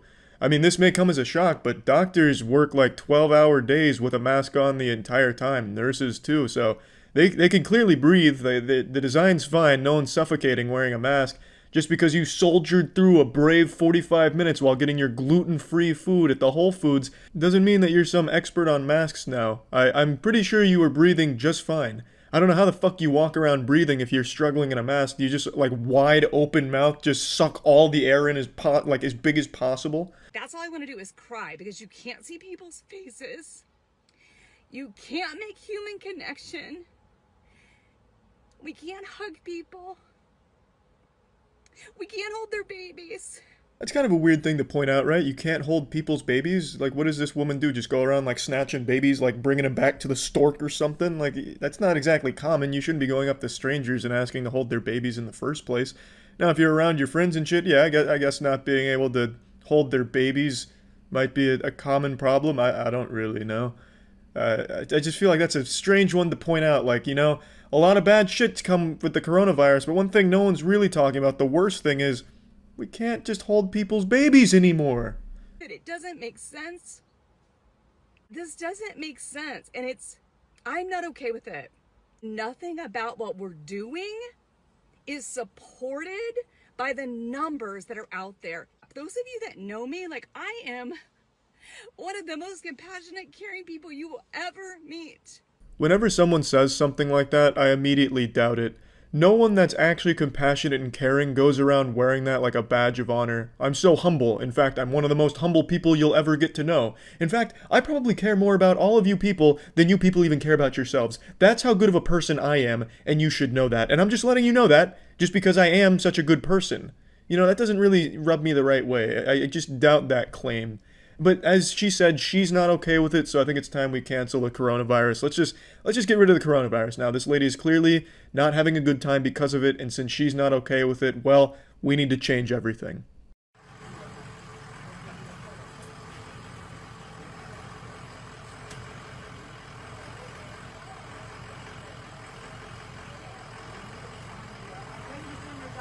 I like this one because the lady in it walks around like a video game NPC. It's like she's playing Animal Crossing with the shovel, trying to get the right slot.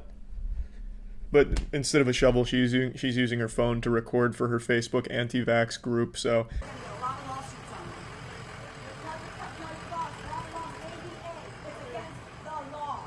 So it's against the law? It's against the law to make you wear a mask. It's against the law. Well, if you say so. I mean, I'm not going to question her. She seems like the law. She's like the embodiment of the law. So whatever she says, yeah, you know, I'm just going to agree with. The ADA tells them that you cannot make people wear a mask. It's not our laws at all. This is just made up by Bill Gates and them, and by you wearing that. Seriously, think about it. You're breathing out your toxic air, and you're breathing in the same air. You're making your lungs, you're killing your antibodies.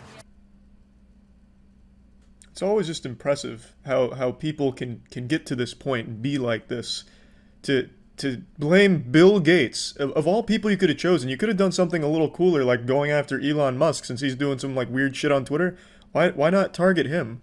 But to go after Bill Gates just seems, I don't know, underwhelming. To make him like this giant Thanos behind the coronavirus. I would have preferred if they chose a different path for their supervillain, but it is what it is. For some reason they've chosen him. And I think the most impressive thing about this one in particular is the lady filming. She was filming because she so firmly believes that she's in the right and doesn't look crazy. And I always think that's just the wildest part. How people can be so disconnected from reality that they think that they're right and justified with their behavior that they'll go so far as to film it for their friends in their little Facebook echo chambers. I just think that's just sad and pretty wild. If there's a cold that comes around in November, you're getting sick. You're making yourself sick. You're making, breathe. Yeah, you're spitting out too. No, baby, that's not what's going to make you sick. You're alive. Go look on the package, and it will tell you. It will not protect you from COVID-19. You are hurting yourself. Don't stop being lied to. They want to kill all the Mexicans. Do you believe in the COVID? They want to kill all the black people. They want to kill everybody. Watch out what you're being told. You're being lied to. It's actually really hard to keep up with the exposition here. I really don't understand at all what she's talking about or where she's going. But god damn it, she's confident in it and really fucking obnoxious. Do you believe in it? Do I believe with the COVID? I believe there's a virus, but it's not what they say. It's like any other virus. They have 99% cure. 99% cure. So what kind of a virus is that? We all had viruses. We all get colds. You're being lied to. Please do your due diligence. Read, do your research. Don't let the government fool you. That's something I hear a lot from this community. Do your research. It's like flat earthers. Do real research, not like, you know, real research. Do our research. Please read our sources. Please stay on Facebook and read our bullshit. But these people are so ingrained in their beliefs that no matter what, they're never changing. Like in that Flat Earth documentary, there's multiple groups of flat earthers that prove themselves wrong multiple times and still just brush it off like, oh, we must have just done something wrong. Now, the world can't be round because we think it's flat. So all this, everything that proves it's round that we just did ourselves, well, it's wrong. We must have messed up because it's flat. That's the exact same way these people operate. No matter what, they're not going to change what they believe, which sucks because it's just objectively wrong and harmful misinformation that they share between each other. But it is what it is, and at least you get some Karens melting down in public, which is always at least fun to watch from a distance. Be smart, please, for your sake. Because what's happening is she's hurting her antibodies in her body. She's breathing in the toxicity and the carbon monoxide that is going to make her sick. She's not getting enough breath in her lungs, which is going to cause her lungs to weaken. It's all damaging. Look it up for yourself. Go online and look it up. I will. Take my word. Thank you. Okay, thank you, Professor. Have a lovely day going home and then yelling at your husband. Okay, so I need to talk to a manager because I'm not wearing a mask. Okay, understood. Perfect. Just a moment, I'll Go ahead. Go ahehe It's always refreshing to hear that signature catchphrase, I need to speak to a manager. It's refreshing, honestly. I just really, you can always get like a sense of joy when a very irate woman says those words because you already know what's going to follow, and it just never really gets old. Hi, I have a medical condition that I'm not allowed to wear a mask, and I'm not required by HIPAA rules and regulations to disclose that. Being a loudmouthed asshole is not a medical condition that prevents a mask. In fact, it should be encouraged so that way you're not just fucking screeching.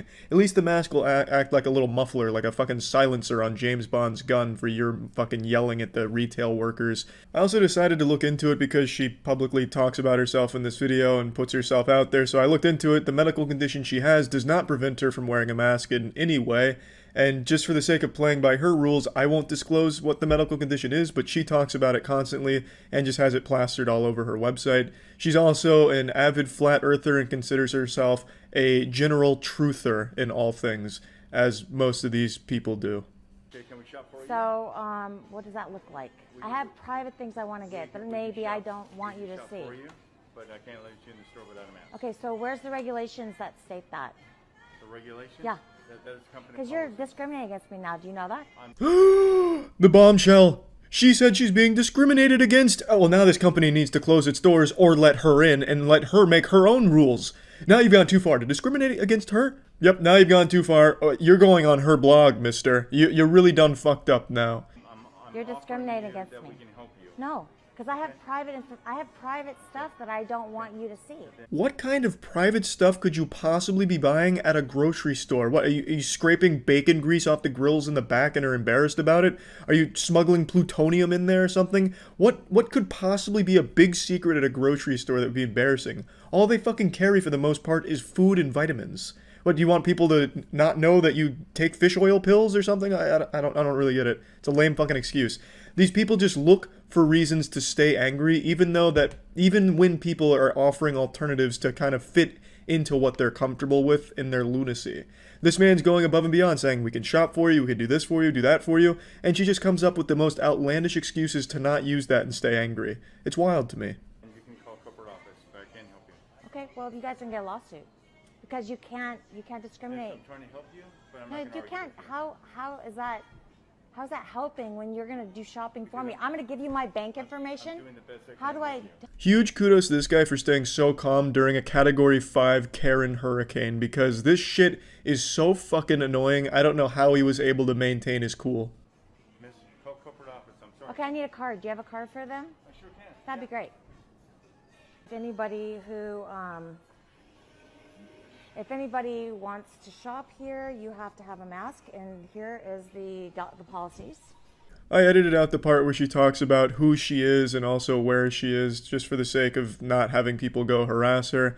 But she talks about the policies, which a company is absolutely entitled to have, and pretty much everywhere requires you to wear a mask. But for some reason, these whiny children just can't put a mask on, which takes literally less than a second. It's genuinely one of the easiest things a human being can possibly do.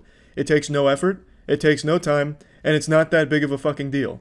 Just some fucking misbehaving children. You can't tell me what to do. I don't want to do this. I'm gonna throw a fucking temper tantrum and I'm gonna throw my Legos on that side of the room and you can't stop me. Fuck you. I'm putting this on Facebook.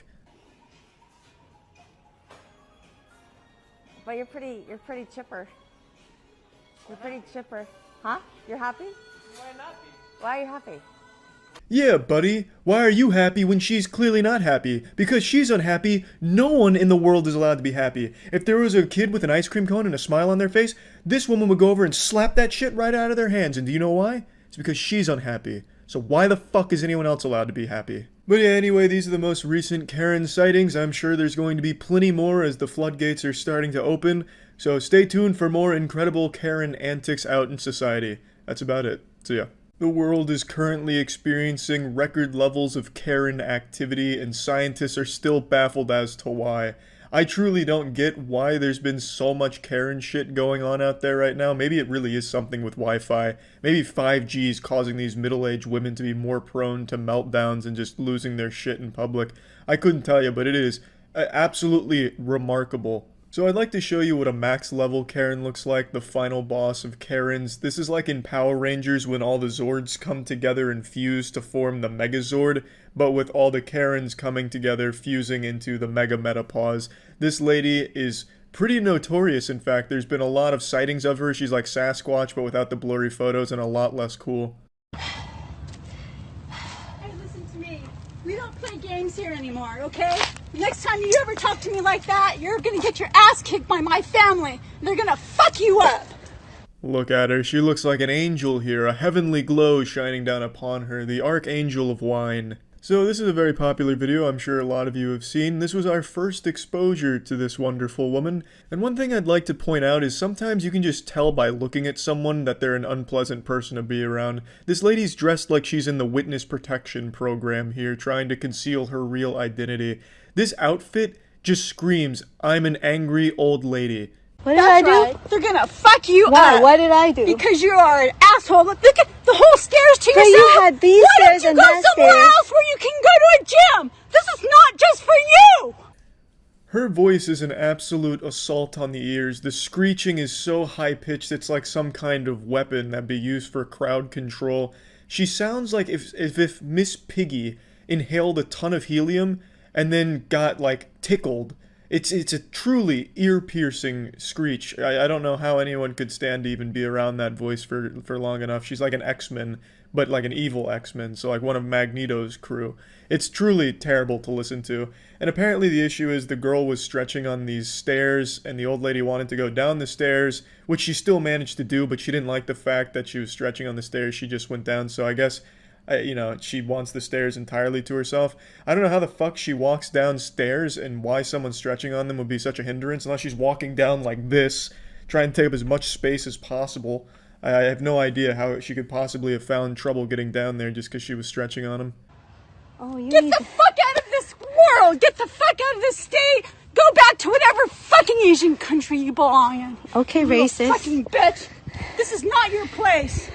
In a surprise to absolutely no one, she turns out to be racist, and if you look on her chest, it looks like she's got Tony Stark's arc reactor coming out of her chest, but what it actually is a gold medal. So congratulations to her for receiving the gold medal in racism presented by the Deep South Sister Kissing Committee.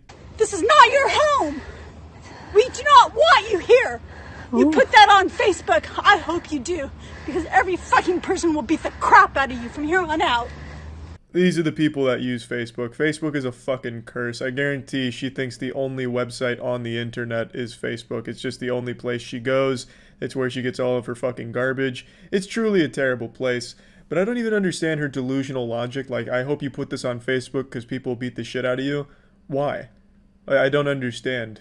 She hasn't even, like, said a word. So her just filming her meltdown is somehow gonna get the filmer beat up? I think Meemaw's been hitting the sauce a little too hard. She's living in a fantasy world. I just can't understand the logic. Hey, look at this video of an old woman melting down. Let's beat up the person that filmed it. Like, even this lady's inbred family would probably be on the side of the girl filming this. Like, yeah, Grandma was looking like a real piece of shit on this one. Don't you ever say, oh Jesus, to me when I want to use the stairs, you little bitch! There's other stairs. You are a sick, fucking, ignorant teenager. Oh, thank you. Fucking what, middle-aged woman? Who wears black in California sun? Who the fuck wears black? Are you an idiot? You wear black in California sun? Seriously? Now, I'm no expert on the California sun, but I'm gonna wager a guess and say it's not too different from just the normal sun. I'm pretty sure, and take this with a grain of salt, wearing black in the sun is probably okay, but this isn't the end of this lady. This was only our first encounter, the first phase of the boss battle.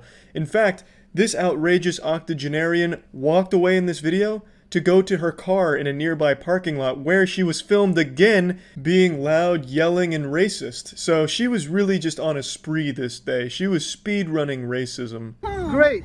Did you just make a racist comment? You know what? I am not a racist person. You just made a But you know racist what? comment. You need to go home. That's right, baby. The Princess of Piss is back, and this time in HD. She's up close and in your ass. Experience the highly anticipated sequel to The Meltdown on the Stairs. New York Times is giving this one 2 thumbs way up. I am from here. Look it. Go home. I am here from here. Go home. I don't care about your Facebook or your video. Oh, okay. You're Do you making know a how racist many comment people right can't now? stand you being here? Great. You play games. We don't play games. Oh, what kind of game are you playing? I play games where you get fucked to death. That sounds like a very aggressive game. I consider myself an elite gamer, and not even I would play a game like that. Now, if you've been paying attention, you'll notice that she said this exact same thing to the girl, minus the getting fucked to death part. She left that part of the game out, but she did say to the girl on the stairs, "We don't play games." So game time for this lady is over, kaput. She has put the kibosh on game time. She doesn't like games anymore. She quit. You know, she said, Bethesda's taken my money one too many times for garbage products. I'm done playing games. Now, I'm fucking to death or something. It's hard to say, but she clearly liked games, but she doesn't like games anymore, so now she keeps bringing up games. Oh, okay. Well, great. Let me take your card. Let me put your number plate too. You get away Great. from me. So this lady. You are gonna go to real jail now. I cut out the part where he's showing her license plate, but she was saying she's gonna call the police on him now. I can't imagine what for, but this lady just hates Asian people. So I can't even imagine what this fucking police phone call she's planning is going to even consist of. Yes ma'am, what seems to be the emergency? Yeah, this guy's Asian? What do you mean, go fuck myself? Well, great. You are. Me kind of man? I think you're You going. understand me kind of man? You understand me kind of man? Respect. Respect. Respect people. Respect. Lady. I can understand your language and Respect. kind of man. Lady. Respect. Then you move your car.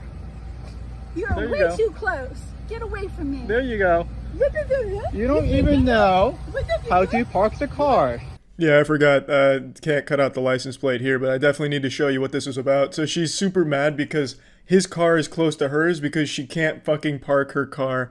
It's fucking terrible parking job. I don't know if she's drunk driving or just too old to be behind the wheel of a vehicle, but this shit is deplorable. And he's not even that close to her car at all. She just really wanted an excuse to be racist again. She hadn't had her fill from like an hour before this. It's crazy. It's hard to even imagine an old lady as unlikable as she is. Just a giant asshole. You don't even know. There you go. Do you know who my family is? Do you know who your family is? Go home to your family. Here she goes again, mentioning her family. She's speaking like an affluent teen in high school who's bragging about daddy's riches. She's treating it like it's some Game of Thrones shit where her family's gonna come out of nowhere riding on horseback to save her from nothing. I mean, she's not like in anything. She just creates her own problems and embarrasses herself. She's just a big piece of shit. This is from your government. Respect. Go home. Lady. Go home. Get This is educated from my and government. respect. This is from my government. Get Go home. educated You're getting fucked. You are and so respect. fucked. You're gonna get fucked. Your Get kids are gonna get fucked. respect. Yeah, I think Grandma's been reading too much 50 Shades of Grey. She just talks about everyone getting fucked, apparently. It's contaminated her. This is my Get country. educated and respect, lady. This is my Did you country, finish and college? This is from my government. Did you finish Go college? Home. Did you finish Put college? that on your Facebook. Did you? You know what? Did you? You are nothing. What did you say? You're nothing. I said, Exactly. what? You're nothing right there. What? Lady, get educated and respect. Little boyfriend. That's where the video ends, unfortunately. It seems like it continued, but he probably just got bored of listening to her, like, regress into baby form. Like, her intelligence was literally getting shit out of her body. Like, every pore was just losing intelligence. She just started forgetting how to speak. It just got rough. So I understand why he probably stopped recording, and unfortunately this is where the saga of this old woman comes to a close, but what an exciting one it was. A very impressive Karen meltdown and racist rant. It's fucking wild stuff. But we're not done yet. In fact, I got a little surprise for you. A bonus Karen coming in hot. Property? Hi, I'm asking you if this is your property. Why are you asking? Because it's private property. Because it's private property, sir. This is some shit straight out of a horror movie. This is a haunted Karen. If Karens were Pokemon, this would be a ghost type. This shit is truly terrifying. Just like the pan up to her weird, smiling, odd fucking... It was unnerving is the right word for this situation here. You're defacing private property, or is this your building? You're free to express your opinions, but not on people's property. Okay. Absolutely. Sure. Just respectfully. Sure. So we're just saying, absolutely, your signs and everything, and that's good. This is not the way to do it. Okay. It's private property. Every time the camera panned to that Redditor dude off to the side there and then back to the lady, I expected her to be a little bit closer to the camera, like right out of those mannequin scares where the mannequin moves when the character stops looking at it. That's what I was expecting, but unfortunately she's keeping her distance here and still just kind of frightening people from a little ways away. If I did live here and it was my property, this would be absolutely fine. And you don't know if I live here or if this is my property. We actually do know. That's why we're asking. Oh, really? Because you live here, right? You said so. Because we know the person who does live here. Oh, okay. Then I suggest you call him or call the police. Or because you're accusing me of a crime, correct? He's beginning to anger the Karen spirit here. I'll be honest, it's kind of boring after this point because it's just idle conversation here. It's not too great and then they eventually walk away. I just thought this one was especially odd just considering the way it was filmed. It really does feel like it's one of those, you know, Blair Witch type deals here, the way that it's executed. So just thought that'd be a nice little fun bonus Karen round to have in here. It's been another high-octane, action-packed week of Karen activity, reaching an all-time high. If you're checking with the meteorologist, you'll know that there's at least been a 90% chance of a downpour of Karens on any given day this last week, so it's been pretty wild. Pandora's box has been fully opened, and now we're left with the wrath and the chaos of the Karens. I can't help but draw similarities between what's happening right now and what happened in my favorite movie, 1999's The Mummy, when Brendan Fraser and the crew accidentally revive a mummy, and then as a result of this there were plagues that were put upon the world.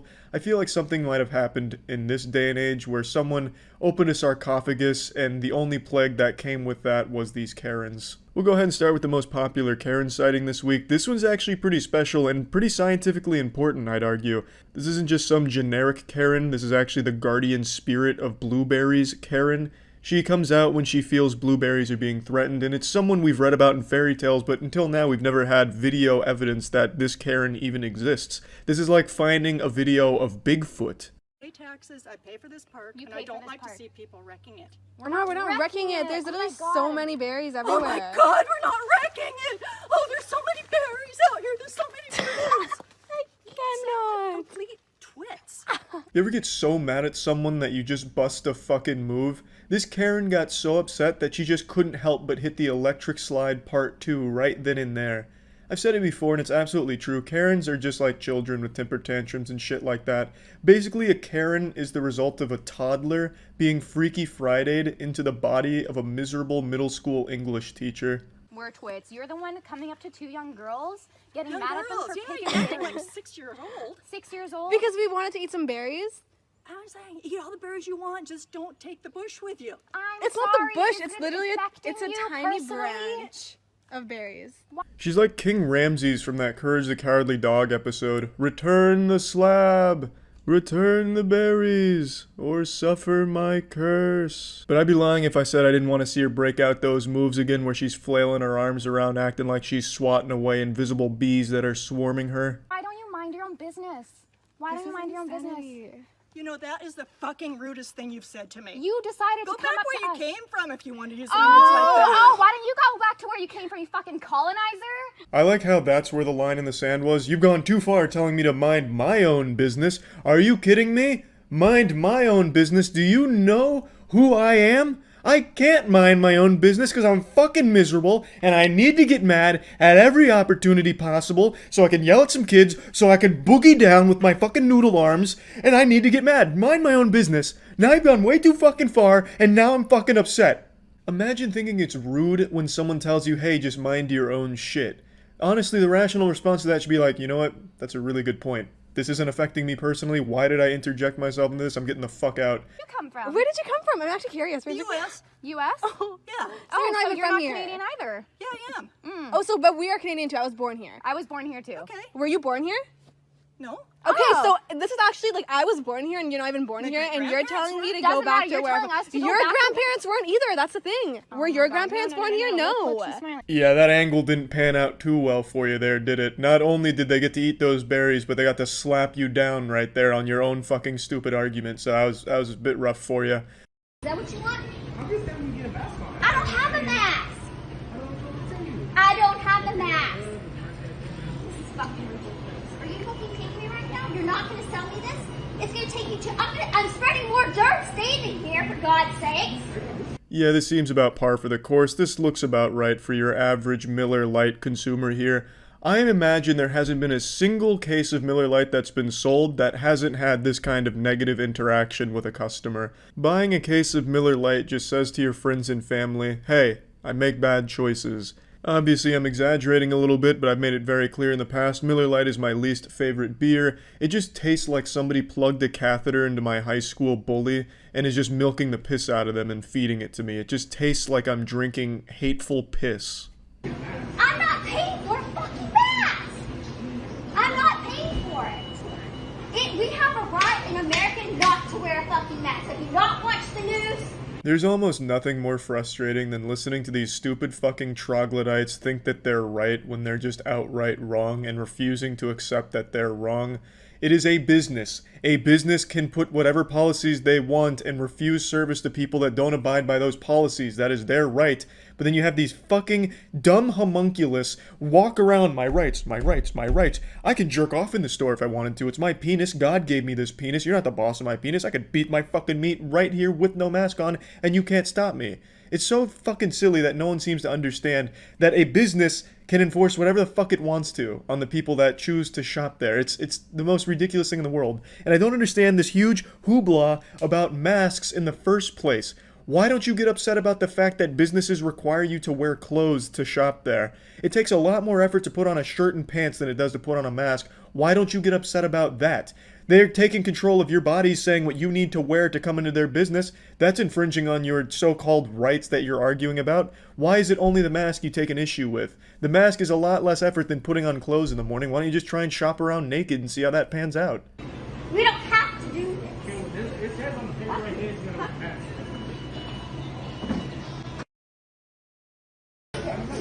There, find it. I'm not going to touch it. I think it went over there. You spit on the front counter. Don't do that. I'm just over here.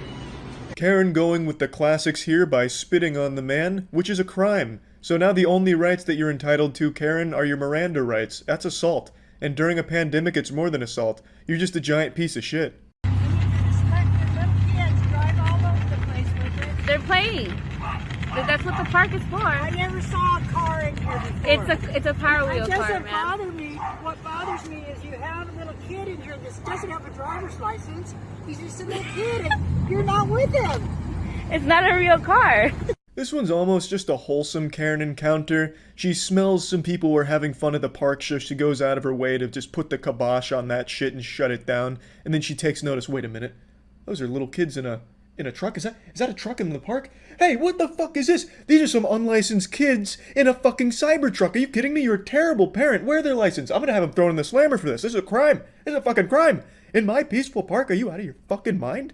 Don't talk to me. Did I invite you into my conversation? Did I invite you into my conversation? Did I invite you into my conversation?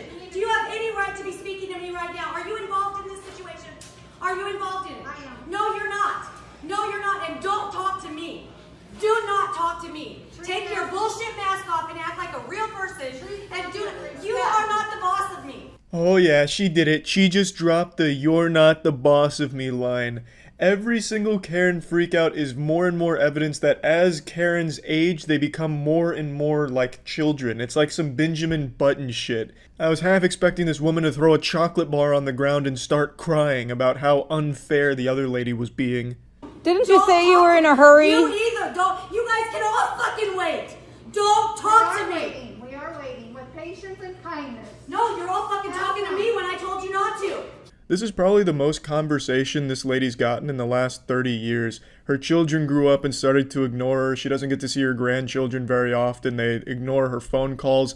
And now, finally, some people are talking to her and she just doesn't even know how to respond. So she's just lashing out at everyone here because she just doesn't know how to converse with anyone anymore. She's out of practice and she's just kind of a big asshole. I don't care. What are you going to do about it? Look what you're doing to What this are you going to child. do about it?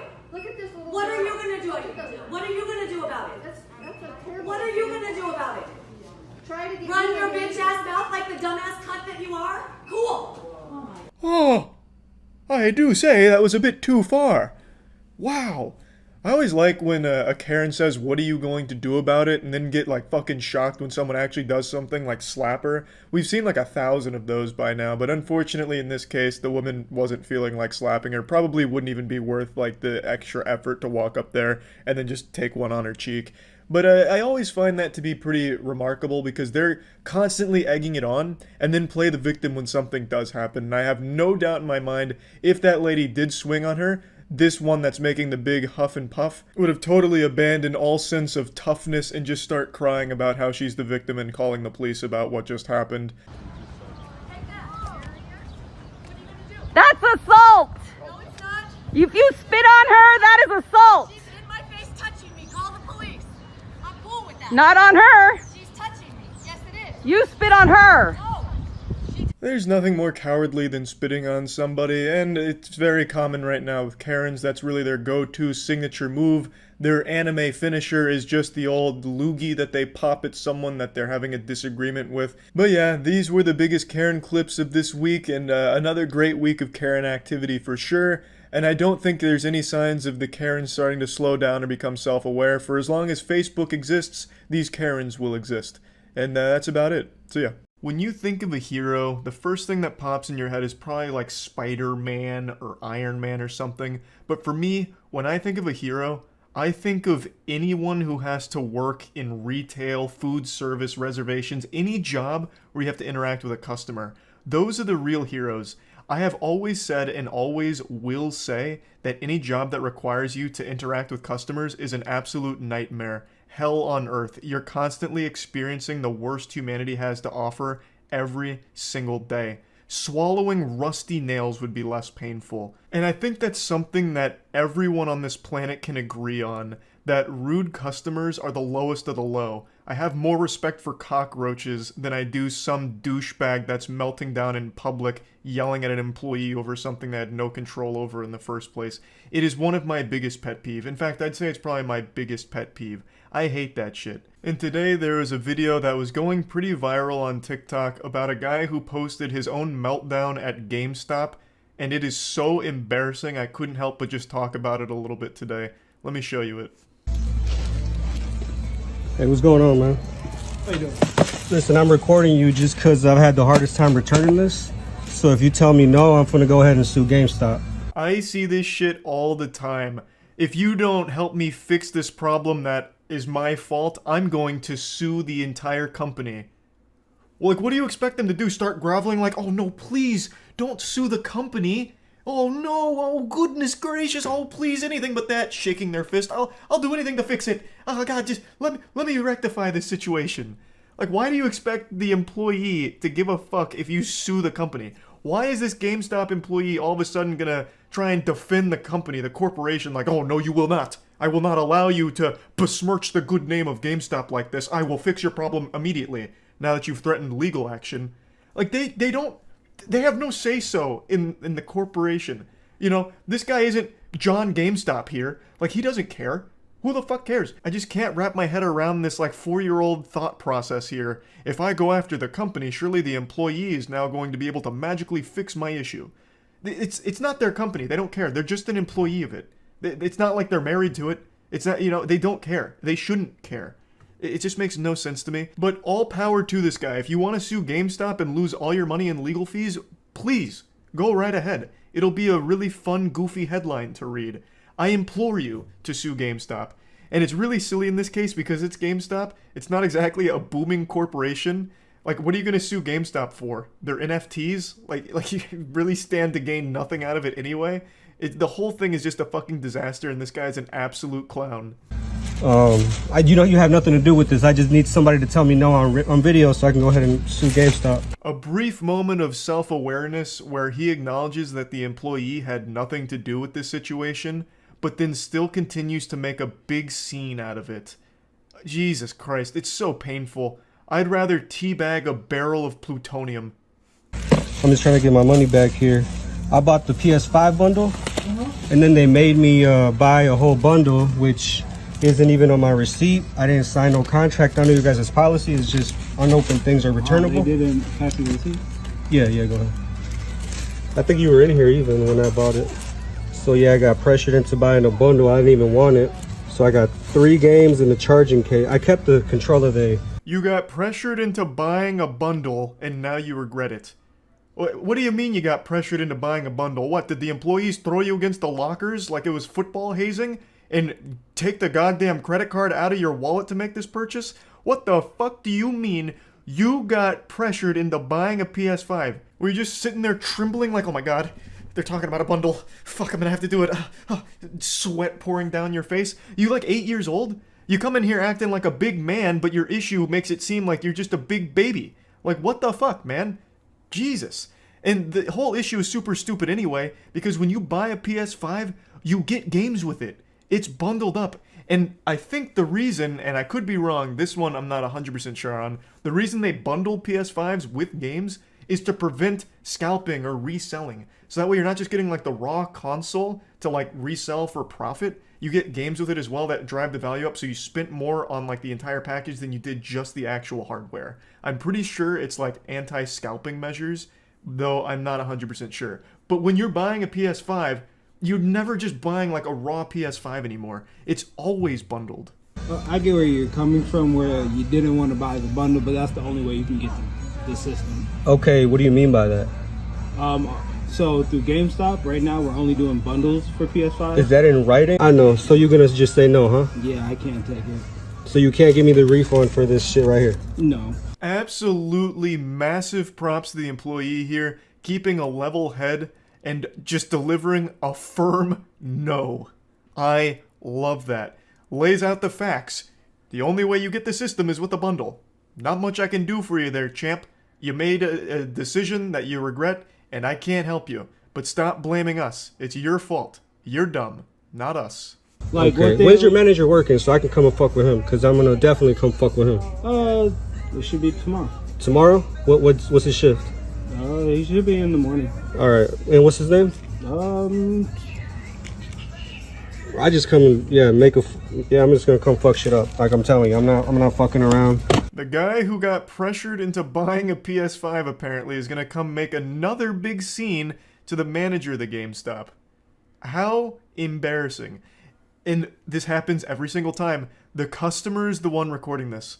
It blows my mind how every single time there's an event like this, it's always the biggest asshole that's recording it thinking they're right. He posted this in full confidence thinking that TikTok would be on his side, but instead all they did was steam his ham. They fucking slam dunked this guy across all of TikTok and on YouTube. I saw Jamari made a video about this as well. This guy's just become an absolute laughingstock, and it was entirely avoidable multiple ways. A, not making a big hoopla about you making a bad decision financially that you regret. Your fault. Take responsibility. Nothing GameStop can do for you here. And 2, not filming it yourself. You could have just not filmed it. And then 3, if you had the compulsive desire to film it, you couldn't fight the urge just scratching at your neck like, oh, I'm being an asshole and I gotta film it. Yes. Okay. Even after filming it, you could have just not posted it. Like, there were 3 ways of avoiding yourself being an absolute joke on the internet, and somehow all 3 of those filters you went right through. Impressive. This is, you guys are trying to upsell motherfuckers. I could have paid $800 on StockX if that was the motherfucking case. But you're just getting the system off. I don't want no fucking Ratchet and Clank. Are you kidding me? You know what this is, bro. No, like, I pay $800 for some bullshit. Like, say if like you wanted different games, like you legit like. Can you give me in-store credit for all this? Let me stop you right there, big guy. You do not want in-store credit at GameStop. They will give you like $15 for this entire PS5. It'll be $15 and like 5 toothpicks. In-store credit is the last thing you should be haggling for here. It is not worth it at all. No, y'all trying to play me. It's a brand new game and I'm here to return them. Saying y'all. Y'all GameStop, and you represent GameStop. You ain't got no name tag or shirt, but you GameStop. So that's why I'm saying y'all. Yeah, if you don't want to represent it, then quit. I work. Ah, yes, the classic. You work at GameStop, which means you are GameStop. So all of my problems are your problems. I don't even know where to start with what just happened there. Telling him to quit if he doesn't rep GameStop. What does that mean? What are you talking about? This guy's giving you all the answers to your questions and you're still mad at him. It's your fault. You signed the receipt. You didn't have to pay $800 for the bundle if you didn't want to. You not only signed the receipt, you walked out of there and you went home, you marinated on it, and then you came back and made a big scene about it. Like, it's your fault.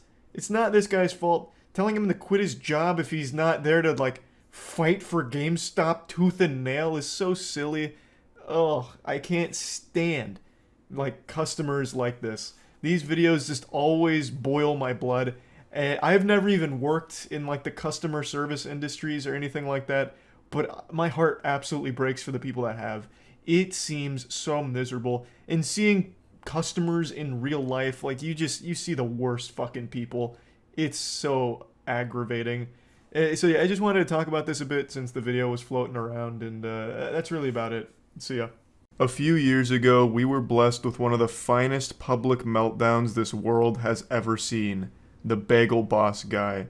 This was an incident that occurred at a bagel shop where a guy who was on the shorter side of things absolutely went ballistic and lost his mind, all because he felt like he was being insulted for his height. So he got really aggressive, trying to fight everyone, like a small chihuahua lashing out at the bigger dog. Turned it into a huge spectacle, yelling and screaming. I'm sure in his head he imagined himself like Kratos from God of War with all of this anger, but in reality he just came across like a squeaky toy.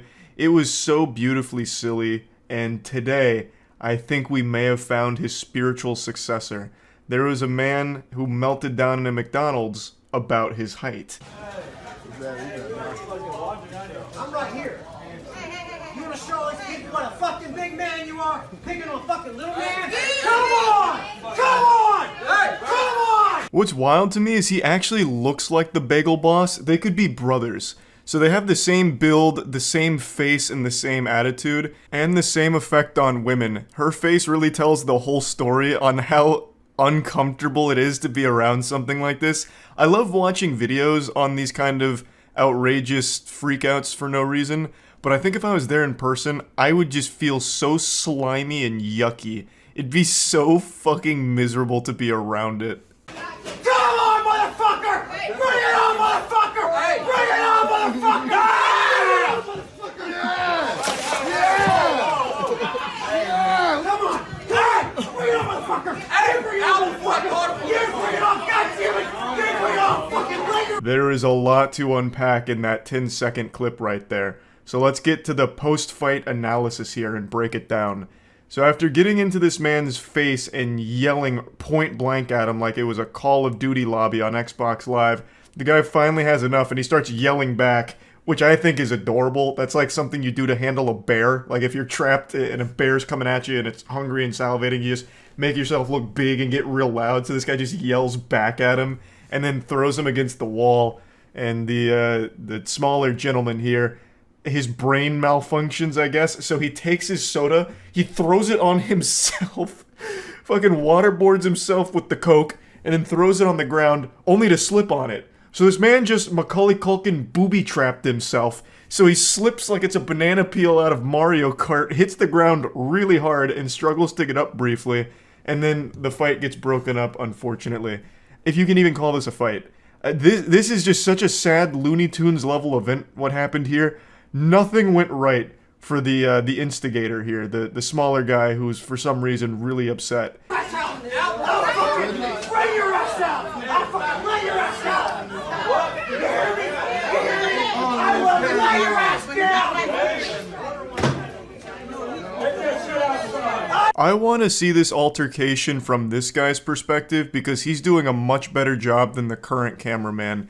This guy's in like a squatted position getting a really cinematic angle here. He absolutely has some directing experience. So I'd really like to see the video from his phone because the cameraman that we're following right now is terrible. He is missing all of the action. Our cameraman is looking everywhere but where he should be. It's so frustrating. I will lay your ass out! Hey! Do you hear me?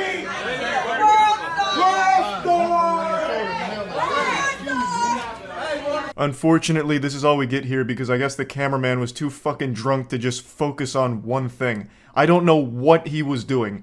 Just constantly turning around like clothes in a washing machine. The second the action started, he just blanked out and just got everything that wasn't important. Filming the wall, filming people behind him, looking at the ground, never once getting them in frame again. It's so frustrating. I would really like the other angles here, but I haven't been able to find them yet. It's unfortunate we don't get to see the conclusion, but at least we get to hear some of it. The smaller guy keeps saying, "I'm gonna lay your ass out," which I think is a hollow threat. I think the time for intimidation is long past since you just took yourself out. So, it's kind of hard to make people afraid of you after that when it comes to fighting. I think he should have just cut his losses, and once they were broken up, maybe just give him like a cool one-liner on the way out, like, "You're lucky this guy stopped me, or else you'd be in the hospital from me beating your ass mercilessly," and then just leave. But if you keep saying I'm gonna lay your ass out after you actually just ate shit on your own accord, it's just kind of more embarrassing, I would say. Like, this guy really owes a huge debt to the worker that separated the two of them, because without him, I think this could have gone a lot worse. It could have been significantly more painful for him because he bit off a lot more than he could chew here. I'd also like this video to serve as a PSA. If you're going to film a public freakout, film the fucking freakout, not everything around it. I don't know if he was trying to be like sneaky with his phone so no one knew he was recording or something, so he just didn't know where he was aiming, or what went wrong here, but this is just such horrible camera work and it's insulting. I'm almost more mad at the camera guy than that smaller guy was with the customer in line. Like, it makes me so upset. I'm getting furious. I'm getting short man rage right now because the cameraman couldn't fucking focus on the action. Just, you know, you're there filming, you've made the decision to film, now be good at it. Or at least competent, like close to it. Because the second that this like started to pop off, we lose all visual on it. It's so upsetting, it's so frustrating. And another thing, every time these freakouts happen, one thing that I always find interesting is people start laughing at them, like directly. Or in this case, shouting World Star and laughing at them and filming. You have to feel like such a clown. You know, like you're super mad, like you're ready to fight and everyone's laughing at you. It has to be the worst feeling ever and just makes you even more mad. It happens in every freakout video ever, and I can only imagine how much that fuels the rage in like this endless cycle. So, pretty great video overall, a good freakout. It's McDonald's, so you're always guaranteed some great quality freakouts, and yeah, that's really about it. So yeah, you guys know me. I love a good freakout where someone completely fails to control their emotions and makes an absolute fool out of themselves in public. But you know what I love more than that? A good story. But what happens when a good story meets a good public meltdown? You get a piece of art. Something that not even Leonardo da Vinci could paint. He couldn't portray such beauty. And today I'm happy to say we were blessed with this perfect storm. We got an absolutely wonderful apocalyptic explosion in public over nothing, and an incredible narrative to accompany it. Do you have a vagina? I don't know. That's kind of my business. Do you? Do you have a vagina? I couldn't imagine a stronger intro- Oh my god. Oh my god. That was my dog. She just scared me. She must have been having a dream and kicked my chair. I thought for sure an earthquake had just hit Florida. Wow. Alright, now that my heart rate's come down after that jump scare, what I was saying is this is one of the finest beginnings to any fairy tale I've ever heard. Like, imagine if Harry Potter had started with a question like this: do you have a vagina? It immediately sets the tone for the rest of this video here. Yeah, that's a weird thing to ask. You're the one asking me what gender I am. I didn't ever ask you that. You're asking my pronouns. I didn't ask that either. Do I look like a man? I don't know what you Do look I like. sound like a man? Maybe, I don't know. There's a lot to unpack here, so let's pour some milk on this cereal. The lady on the street is accusing the person filming of asking her pronouns or something, which apparently never happened. The context for what led up to this is this lady who's on the street right now causing a bit of a ruckus. She was eating at this restaurant and then claimed that the restaurant served her cat meat instead of chicken. So naturally she was outraged. I don't know what the restaurant was, but the only place I could imagine serving you cat meat is Burger King, and it would probably be better than their normal menu. So she's upset, thinking that she didn't get the chicken she had rightfully paid for, and she's making a big hoopla about it. Apparently she had threatened to go get assault rifles, which I imagine is implying she'll come shoot up the place. She was also apparently throwing things at the window of the restaurant, which is when this person started filming this freakout. And that's where we're coming in here into the story. So we're already in like Act 2 of this play, but now you know what led up to this moment. I also forgot to mention that shortly before recording, she was allegedly throwing around slurs as well. Now I'd like to focus a bit on when she says, "Do I sound like a man?" Because she does something very interesting here, and I don't know if you caught it. I'll play it again. Do I look like a man? I don't know what you Do look I like. sound like a man? Maybe, I don't know. When she says, "Do I sound like a man?" she does it in a goofy accent that sounds like a Scottish professor. I don't know why. I guess some wires got crossed in her brain or something, or perhaps she really believes that every man sounds like a distinguished Scottish gentleman, but it is such a beautiful, like, flair to her sentence that I couldn't help but point it out. Do I stand like a man? What does a man stand like? Oh, then I guess no. This is my favorite part. Do I stand like a man? And then she strikes this ballet recital pose. She gets into like this wide stance. It looks like she's about to go into an improper deadlift. These kind of reminds me of like when kangaroos flex. You know, when they throw their arms out and you see like all their bicep veins and shit like that? It's the same pose. Yeah, don't mind me. Just a dude posting up, just standing like a man, because that's how all men stand. I've never seen a human being stand that way, let alone just some guy. I don't know what's going on here. It's like a video game NPC that's starting to malfunction here. Like her animations are getting messed up, so her idle animations all kind of like janky. It's just a wild ride. And I've seen a few people talk about it, and they've said that this may have been like mental illness or something, and it's impossible to know for sure. But I've seen a lot of freakouts. I wouldn't necessarily call myself an expert, but I'm not far off from my degree either in analyzing meltdowns, I'd speculate. So I'll go ahead and pass my professional opinion here. I think that this is probably substance-induced. I've seen a lot of these kind of things, and they all have one thing in common. Typically, some sort of substance leads to an outburst like this. So that's my little armchair analysis here. But again, I don't know for sure. And if it is mental illness related, hopefully she gets the help she needs. But threatening to bring assault rifles to shoot up the place is not acceptable under any circumstance, nor is throwing rocks at the place and throwing around a lot of slurs. Yeah, record me. Are you recording? You sneaky bitch. Are you fucking recording me right now? I'm holding my phone. Okay, good. Call 911. They're already on the way. Perfect. So can't wait to talk to the officer. Stop! Stop! Oh, stop! Stop! Fuck you! Fuck you guys! You've got to love a happy ending. I want to give massive props to the person filming this. They did an amazing job. The conversation that they engaged on, like that back and forth, seemed like something out of a cartoon. It was so well done. They were able to respond to the lady's wild questions so quickly. Do I stand like a man? Strikes the pose. Well, no, I guess not in that case. You know, just really impressive stuff, and I love this cut from can't wait for the cops to get here to being arrested. Like, you couldn't draw it up any better than that. So, to give a little context what happened here, after the initial, back and forth and the do I stand like a man and her fucking going hog wild on that pose, she left and then came back, but this time was a little more combative. The cops were called, cops arrived, and she was arrested. I don't know exactly what led to the arrest, because typically what would happen in a case like this is the cops just tell her to get out of here, scram, skedaddle. I'm assuming she got very combative with the officers as well. So, pretty rough set of circumstances, but I don't think the person filming did anything wrong. Threatening to shoot up the restaurant and throwing rocks at it, that's definitely grounds to at least, getting the authorities there to say, hey, no, please leave. At the very least. Now, this is where the story wraps up. There's still a few plot holes here that I don't have the answer to. Whether or not the restaurant was actually serving cat meat remains to be seen. I'm sure there will be a thorough investigation after she files her claim on it. I would venture a guess saying that probably not. I think it'd be a lot harder to get cat meat than it would be just to get chicken in the first place.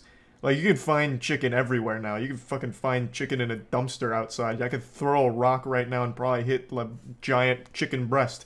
It's just so readily available. Whereas cat meat, it seems a little bit harder to source. So, I wasn't there. I didn't taste it. And even if I did, I don't know if I'd be able to identify the taste of cat over chicken. My palate's not that fine-tuned. So we don't know for sure whether or not it was cat or chicken. I'm going to go ahead and throw my hat in here and say it was probably chicken. Thus, I don't think there was any reason for this giant meltdown in the first place. There's so few instances of a justified public freakout where I'm actually rooting for the person going ballistic. Most of the time, it's just a minor inconvenience that gets blown way out of proportion by somebody. But the ones where I do root for the person going wild are the ones where it's like in court, and the person who murdered a family member or did something heinous to a family member gets beat up by that family, or somebody like goes after them and gets a few rogue punches in before the cops separate them. I'm always pumping my fist saying, you know what, great. But aside from those extreme cases, it's never worth embarrassing yourself like this in public at all. Anyway, I just wanted to share this one with you because I found it to be an entertaining, short, little freak out, and that's really about it. So yeah. Every single one of us has turned to Google in our time of need when it comes to asking questions, whether it's medical related like you know, I've jammed my finger playing basketball, what now? You'll get a million results telling you that what actually happened is you've contracted the bubonic plague. Or you ask for simple tutorials, how to replace your air filters, and you'll get WikiHow guides that just have you taking apart your air conditioning unit. Or Quora, God forbid, giving you the absolute worst advice this world has ever seen. Point is, every question we have gets asked to Google, and sometimes you get terrible responses that are outright wrong. And I think this is most prevalent when it comes to phone and technology-related inquiries. I'm sure all of us are guilty of trying the wet phone in rice thing. That was so popular, and as far as I know, actually did work in some cases where if you like drop your phone in the toilet or in the sink or something, you immediately take it out and put it in a thing of rice, and then like in an hour or a day or whatever, it's better and fixed. Well, it doesn't work for every possible water-related damage to a phone. And that was a lesson that this guy learned the hard way and was not ready to accept, so he made a massive fucking scene about his phone being repaired. Someone just told me phones. Someone just told me this morning, I'm talking about a water damaged phone. Okay. Someone told me this morning that they put a whole video camera in a bag of white rice and it solved the problem. Okay. Why would it not solve this? This guy looks so familiar and I can't figure out why. I don't know if it's this leather biker jacket he's got on that makes him look like one of the greasers from The Outsiders or what. Maybe he just resembles a famous actor, like a young Bryan Cranston is what I keep coming back to, but I can't quite put my finger on it. But anyway, he's upset because his phone got repaired, but he's thinking he got scammed because someone said he could have just put it in white rice and fixed the whole thing as if it's some kind of panacea. Like white rice is this miracle potion that'll fix any phone damage.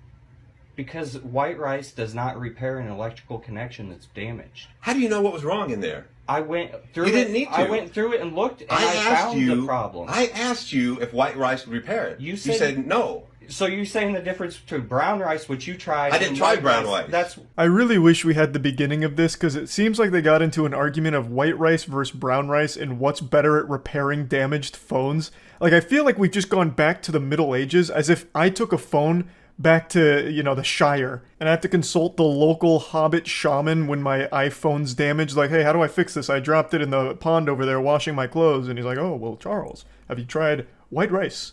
Like, I understand the white rice strategy, life hack, has worked maybe once or twice, or even more. I couldn't tell how effective it is, but it's not going to fix everything. If his phone was left in the water for a while and all the electrical circuits were kind of fried, white rice isn't going to somehow magically repair that. It's going to dry it out, great, but it's not going to all of a sudden, like, reassemble those connections. I'm not an expert here, but I would trust the person who is.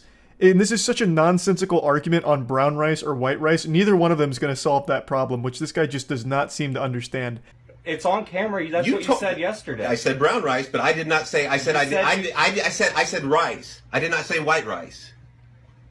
White rice will repair that. You have said 3 different things since you've stood here. And you lied to me.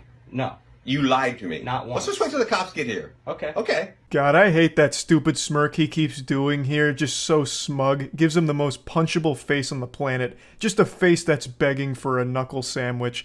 His attitude, too. Oh, it's so repulsive. What a piece of shit. You can tell he's having a great time arguing. He's getting off on it. You can actually just feel him busting nuts in his tight little trousers there at how much fun he's having, making this worker's day a little worse, just arguing over nothing. His phone is repaired now, but he's upset because he could have done it with white rice, he says.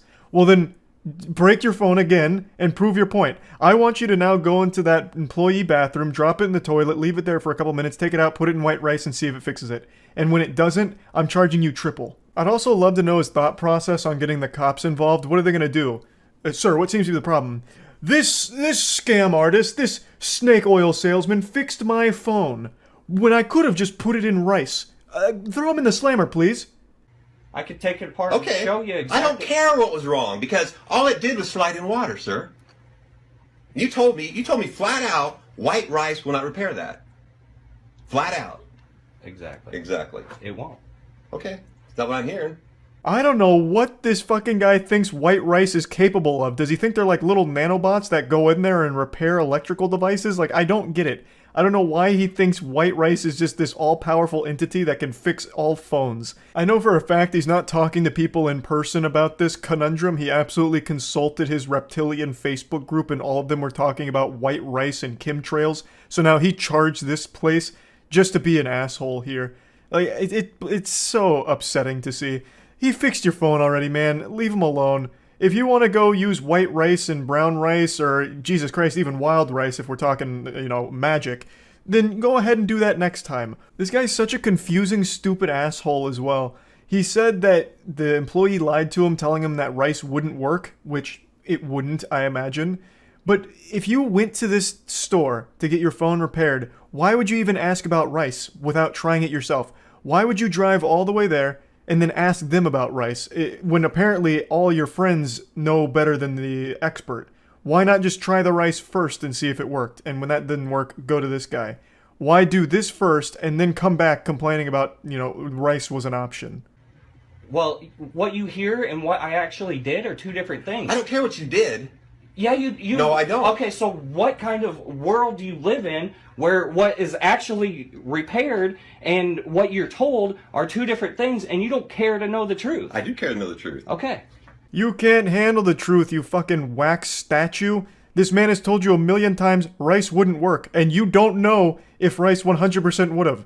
I'm very confident that rice probably wouldn't have, and I don't even know the situation here. So, I don't know why he's even having this argument. It's so fucking worthless. He's just here to make a scene because he's got nothing else going on in his life, and he's just one of those people that thrive on controversy, so he's here, and he's just enjoying the misery of this whole situation. I've been told by many people that white rice will do it. Okay. I come in here to your business, you tell me it won't. I can tell you the world is flat. A lot of people tell me it won't. It isn't. Exactly.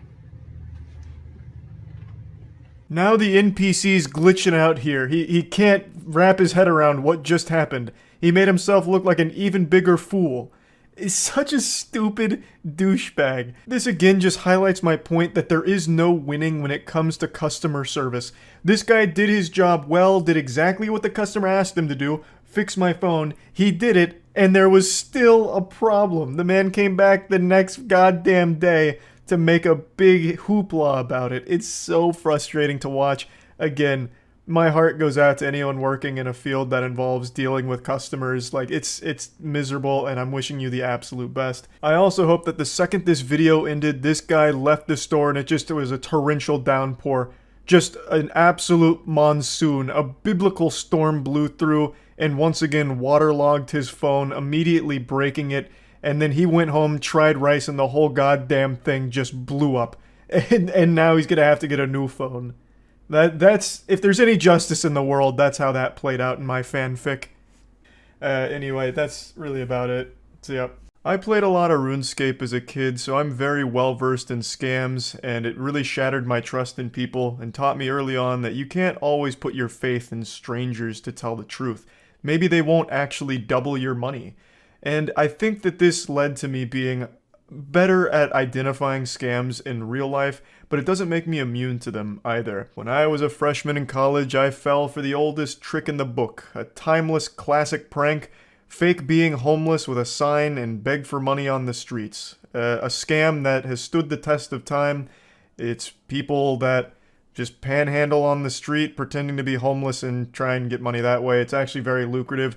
Sometimes people that do this make anywhere from 60 to 100 grand a year off of this shit. It's fucking despicable. The reason I'm bringing this up is because on Reddit this week, a video went viral, and it's from 2017, it's an older video, but it's a video of a woman in Richmond who pretended to be homeless and was exposed for it. She even eventually got arrested, but I'll get to that towards the end of the video. But I wanted to go over this video because I think it's not only a very entertaining video with the way she responds to being confronted, but also a bit eye-opening as to the depths people will sink to get a quick buck. This scam in particular has always greased my ass. It infuriates me. People that just take advantage of others' willingness to help, their good nature, it's just so fucked up.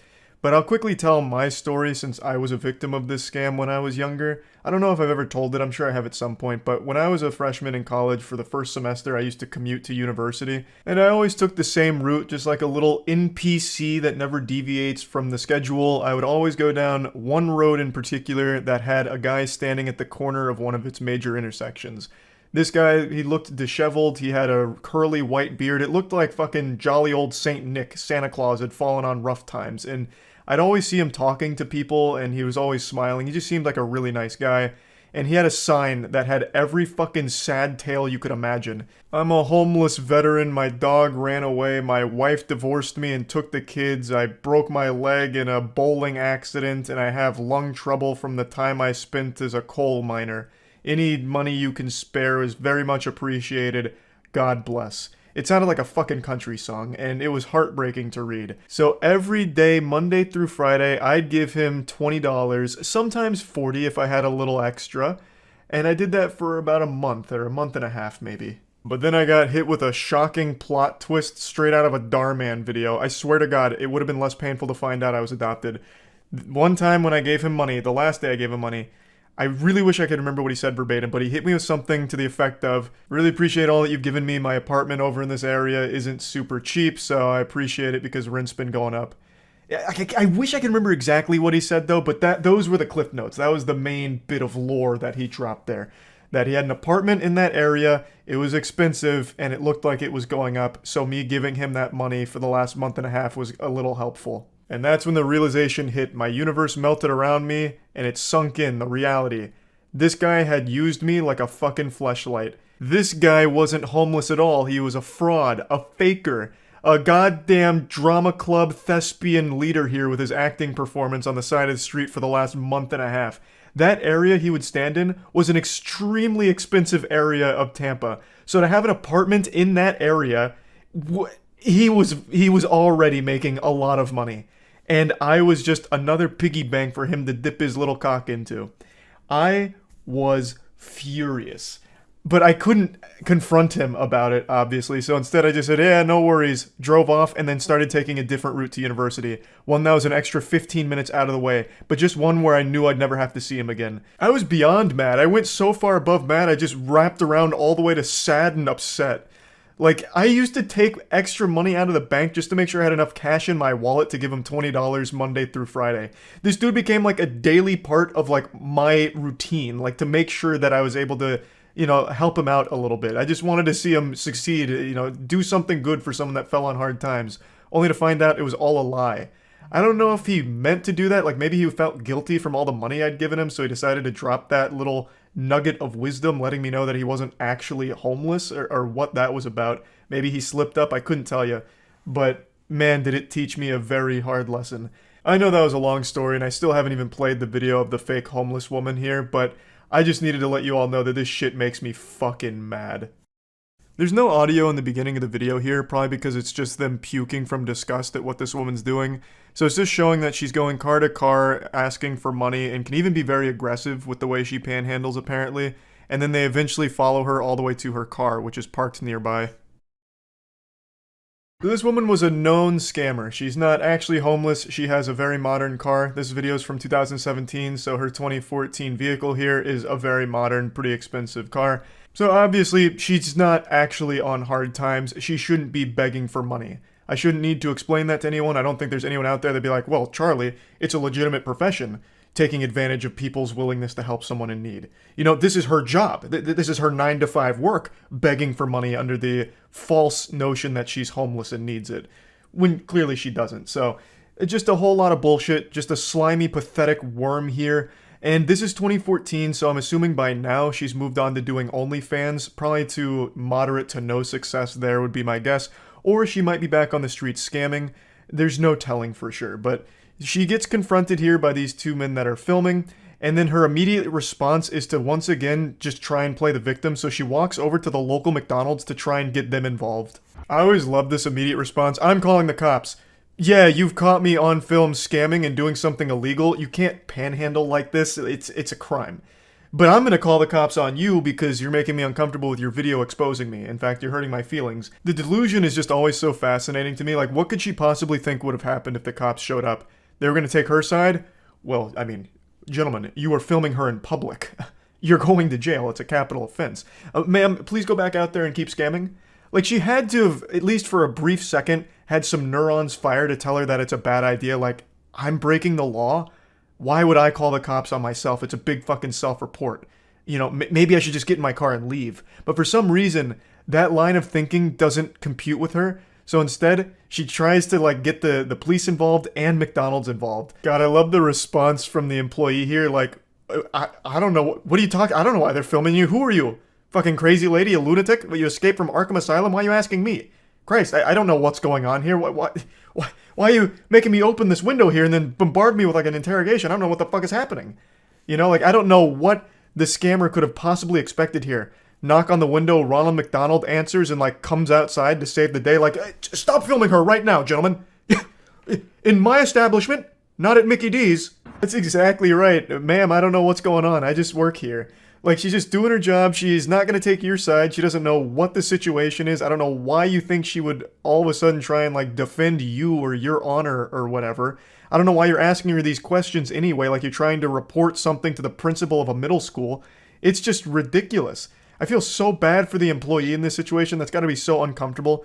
Just doing your job and then all of a sudden you get caught off guard by a completely unhinged, deranged goober. I'm going to try and be a little armchair psychologist for a moment.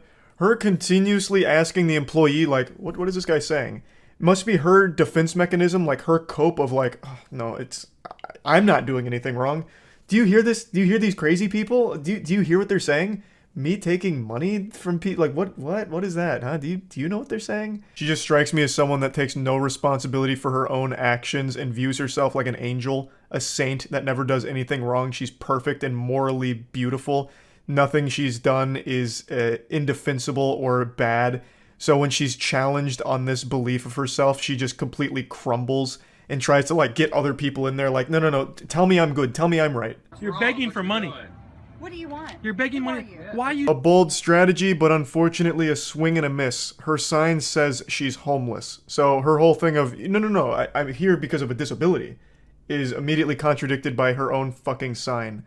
Also, I will say, she has great fashion sense. She's wearing a shirt that says, I train while you sleep. So checkmate, nerds. While we're all snoozing and catching our embarrassing wet dreams, she's out there on that grind, the Sigma grind, scamming. What a hero. She's like a random encounter in an MMO right now. She just keeps going up to anybody around the area like, excuse me, these people are saying that I'm not a good person. Can you believe that? Isn't that ridiculous? And then she even tries to say that she can't get in her car and leave, that they're blocking her. But they're not. She can get in her car and leave at any point, and at the end of the video she does. Spoiler alert. They weren't blocking her at all. They were just following her around, insulting her, and rightfully calling her out on this bullshit. This fucking imbecile even tries to flag down a customer that's just leaving the restaurant after getting their meal to try and, like, talk to them and get them involved in all of this. It's so weird. And she constantly keeps mentioning that someone's going to kill them. That what they're doing is going to get them killed, which is of course pretty fucked up. But at least this story has a happy ending because she got arrested shortly after this video went viral in 2017. She was arrested on 3 counts of throwing a missile at a moving vehicle, a charge I didn't even know existed. That sounds like some supervillain shit. How is she throwing a missile? That's like something Senator Armstrong would do in Metal Gear Rising. But then as I read more, it's because she would, like, throw Gatorade bottles at people or something, so it's pretty wild. So yeah, I just wanted to talk about this story a little bit since it's one I'm very passionate about, and that's about it.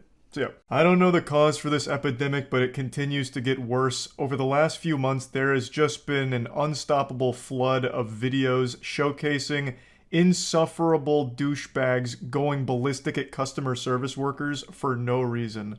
I have made so much content insulting these people, I'm basically like the dare class for it now. But instead of warning you about drugs, I'm warning you about being an unlikable asshole. Today, there's been a pretty goofy one involving a hotel guest getting upset at a hotel worker and making unreasonable requests because he's too fucking stupid to figure out how to book a room properly, or he's just a straight up scammer. 2 kids, 2 adults. Yeah. The reservation on our phone is clear, what we reserved. Yeah. What do you expect us to do? Well, with that one, we could get you checked in. It came in as a king suite reservation, so it has a king bed and a sofa pull-out couch. Now, the video starts in the middle of the boss battle here. We're coming in raw right into the front lines off of a hot drop.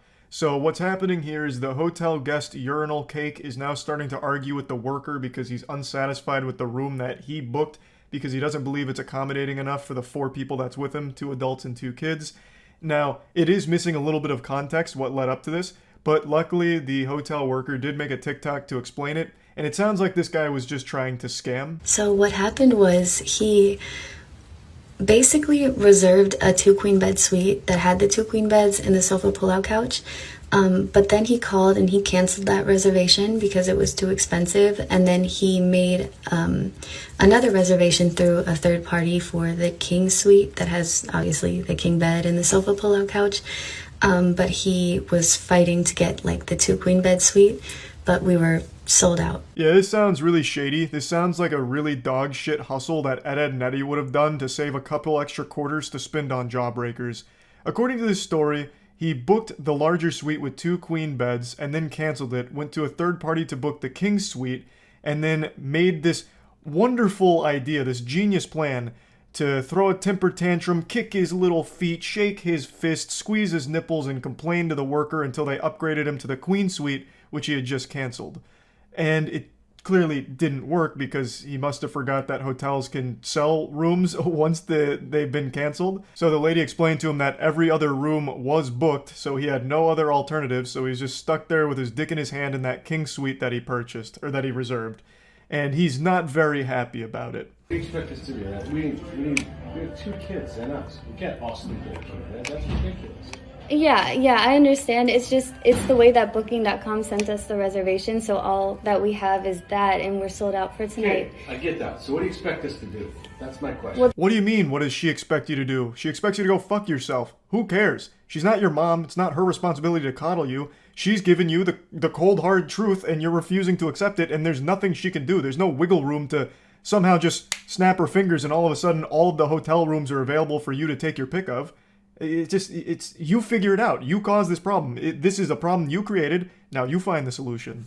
You're the one that blew this whole operation here, ruined the family vacation, bah humbugged Christmas away with your terrible booking.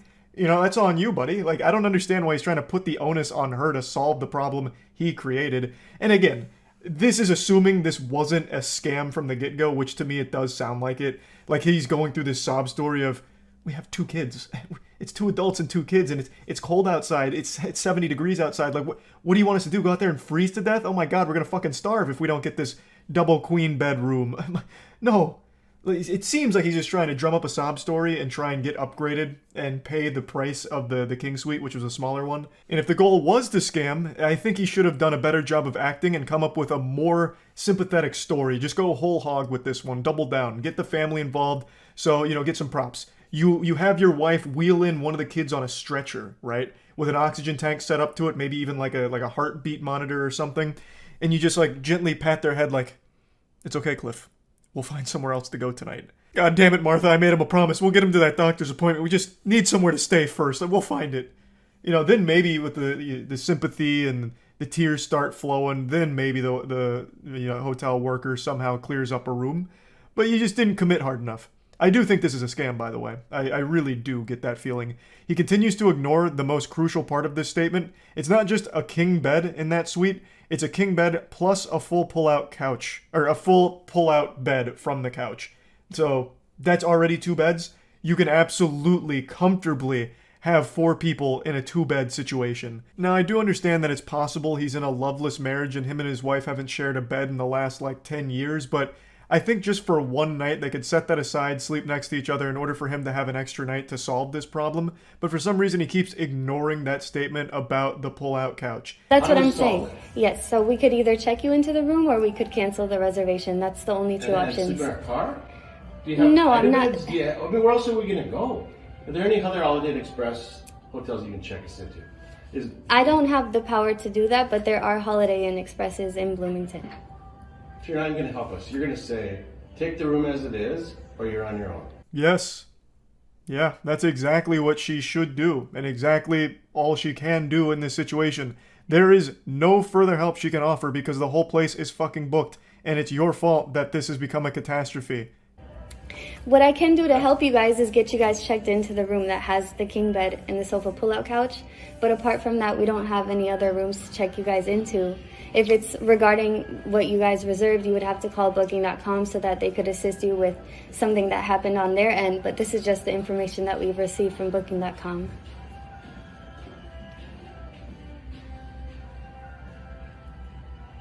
Who hasn't checked in? What else is available worth more beds? We don't have any other rooms available. Who hasn't checked in yet? Another brilliant plan from the chess master. So now he's wondering if he can just take a room from someone who hasn't currently checked in. I'm sure that's totally legal and won't lead to a huge problem for the hotel worker to do that. Man, this guy really does think he's the main character. I have no doubt he's gone through his entire life with people just absolutely giving him everything he's ever wanted on a silver platter. He just comes across as that kind of entitled douchebag. What an absolutely outrageous ask. Who hasn't checked in yet, and can I have their room?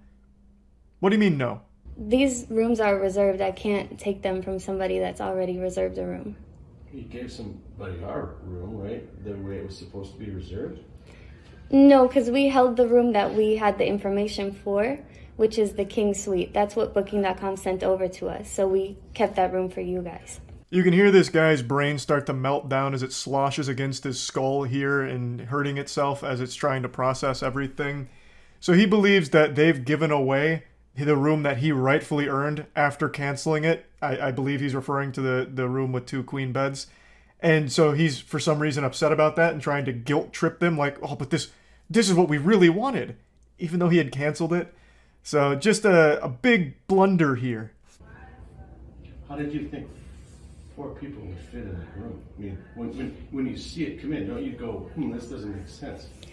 No, because booking.com sends us the information, so that's the reservation, and we hold it as it is. You didn't thoroughly investigate this man's family after he had reserved a room through booking.com? You didn't go to his Facebook page and look at the height and weight of each member of his family in order to deduce whether or not they would comfortably fit into a king suite? Are you even doing your job? Unbelievable. I mean, now I see the guy has a point. Just what a fucking stupid asshole. Holy shit. And again, he keeps ignoring the most important part. It's not just 1 king bed in that room. There's also a full mattress on that sofa. It's a pull-out couch. So he can absolutely fit his whole family there. 4 people can stay in 2 beds. It's been done plenty of times before. I've also been in the situations like that where it's no problem at all. It's pretty easy. So you think 4 of us can sleep in that room? That's your suggestion? I'm not too sure how you guys were going to, do the setup in there. We just have the reservation as it was sent in to us.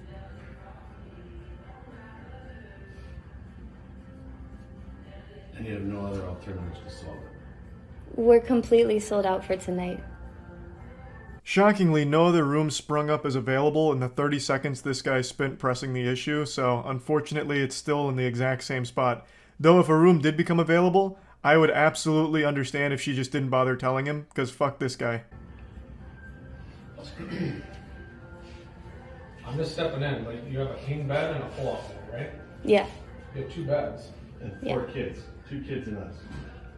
And Yeah, it's none of your business either. What are you doing jumping into this? It's not. Well, look, I mean, I don't think that it's none of your business. It's, Yeah, shut it. I'm done. that's not really respectful. I think we can just go ahead and cancel your reservation. Then what are we going to do? I'm not too sure, but there are a lot of hotels in the area. Why don't you just sit tight for a second? I will. I'll be here till 11. I believe this cliffhanger is him attempting to intimidate her with a call to the police department. At least that's what I'm led to believe here. But who really knows since season 2 of this hasn't rolled around yet. But I'd love to know what he'd call 911 about. Like, what's your emergency? Well, you see, at the nearby Holiday Inn Express, they're not letting me steal someone else's room. No. I booked the king suite and canceled the previous one, but I should still get the previous one, am I right? No?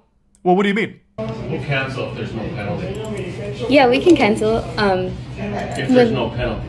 Booking.com going to charge us? No, but you just got to give a call to booking.com and let them know that you want to cancel, and then there's no penalty.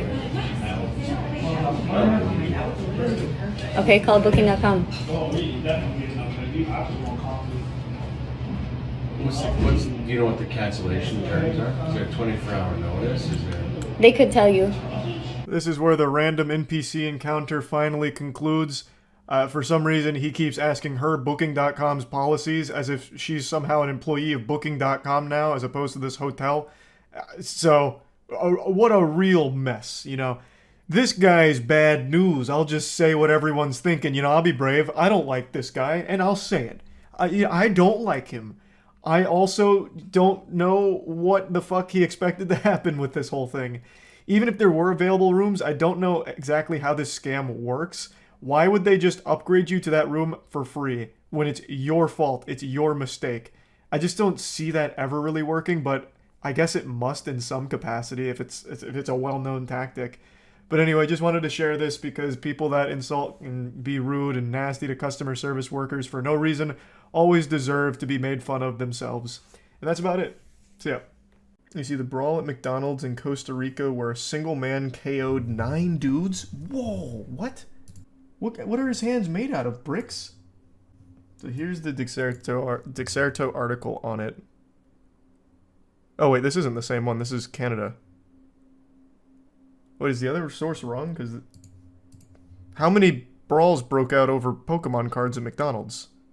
McDonald's Canada shouldn't treat customers like this. He says he has no books or Pokemon cards left in stock from the whole rack of them. He gives me a donkey 2 times in a row. McDonald's, I want to press charges on McDonald's. Wait. What is he pressing charges for? This is discrimination. You're discriminating against Redditors here by not giving me these Pokemon cards.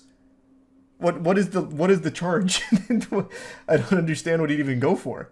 No, I'm not being worse than a sick child. I want Yes, you are. Put it online. Put it online. I'm being targeted. Oh, I will if you want. Being targeted? I wasn't going to, but Please I put it will. online. I'll continue because Churro, Nova Scotia, Canada, McDonald's, and say they don't have a book or Pokemon cards in the building. Brother. It's just some McDonald's Pokemon cards, man. He's so heated. And he's saying it all like so stern. Cell phone. Yeah, you can scan it. You can go online. You can. I'm making a scene because you're being that. Yes, sir, you are. This is the weirdest argument ever.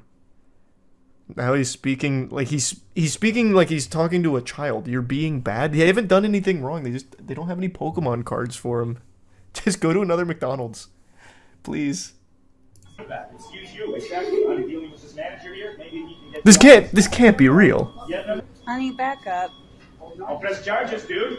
Oh no, not the charges again. Okay, then do it, bro. I'm saying do it. You said you do it. I'll never understand why people that look like this guy, who I know has never been in a physical confrontation in his life, feels so confident to challenge someone else to punch them. That's never going to end well. Like, that's just the worst bluff to make. Anyone can sniff out that you're not exactly a fighter. So why even try and, like, shake that hornet's nest? Just because they want to sue? Maybe, I guess. He does keep threatening lawsuits. Maybe that is, like, the overarching plan. But still, it doesn't seem worth it. Try to get hit so he has evidence, the classic. I guess, yeah. I feel like there has to be extenuating circumstances, right? Like, I'm not an attorney, but let's say I was representing this guy, assuming he gets in there and feeds him a knuckle sandwich. I feel like I could make an argument like he literally asked me to do it. I was fulfilling a request. He told me. He said he wanted me to. What am I supposed to do? To decline? I'm a nice guy. It's better to give than to receive. So I gave him the gift of a knuckle sandwich. He asked for it. There has to be a way, right? Like, you are literally telling him to. Yeah, he's a consenting adult. You're fucking worst nightmare. Yeah, right. Meet you outside, bitch. All right, let's go. I'll meet you. Let's find out. No. Look at you. How big are your ankles? Size small? I'm like a What? I'd bite your nose off, bitch. This can't be real. This cannot be real. Do it. Do it. On camera. Okay, this can't. Well, no, wait. That was certainly a punch. And I don't think that they're talented enough actors to sell something like that. That made full contact. How can someone end up like this over Pokemon cards? And then he's insulting the guy's ankles? How does this happen? What went wrong? This is very anti-Canadian. I'm sorry Canadians out here have to see that this happened on your soil. I'm so sorry. What are your ankles, a size small? It's such an interesting insult. It's not even fighting words. I'd just be confused. Nobody insults my ankles but me. Put 'em up, Buster. I've come so far, I've got to see who wins this. God, it's like they're throwing punches in a dream. It's turned into aggressive hugging. We can.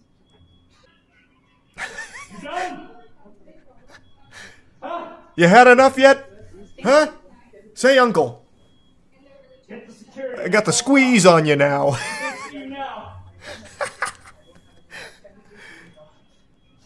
I'm gonna beat my Pokemon cards out of you like it's a Mario coin block.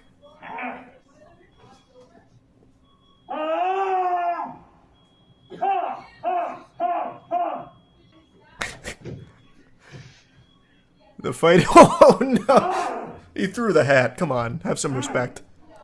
This is so fucking weird. This is so weird. Like, even the fight is confusing to me. Not that I'd necessarily be good in a fight either, but I'd like to think if I got into a scuffle, it wouldn't look like this. I'd be mad about the Pokemon cards, and I'm even more mad that I'd fight like this. Like, the whole thing would just make me so upset. Some wrestling. Yeah, some good old-fashioned wrestling. Go with me or you're done! You hit me! And I will fucking hurt you! I'm ready to bite you! Oh, not happy Pikachu during all of this. Come on, guys. You hit me! Oh no, not a round two, please. Please. Not again. It's enough. Team Rocket wins again, please, no. At least turn the camera, please. Oh, he's got the chair. He's got the steel chair. Oh god, now he's got the chair too, fuck! You attacked me! You punched me! Can we go out the back door? Super unrelated, but he keeps saying that, and every time he does, it reminds me of that iconic scene from Knock Knock with Keanu Reeves, where he's talking to the two girls that tied him to the chair, and he keeps going, I didn't fuck you, you fucked me! You fucked me! You came into my house and you sucked my dick! You fucked me! It has that same energy. Give me back my fucking bag! I just wanted food, that's all. You wanted food and you got so much more. I'd be pumping my fist like, thank you.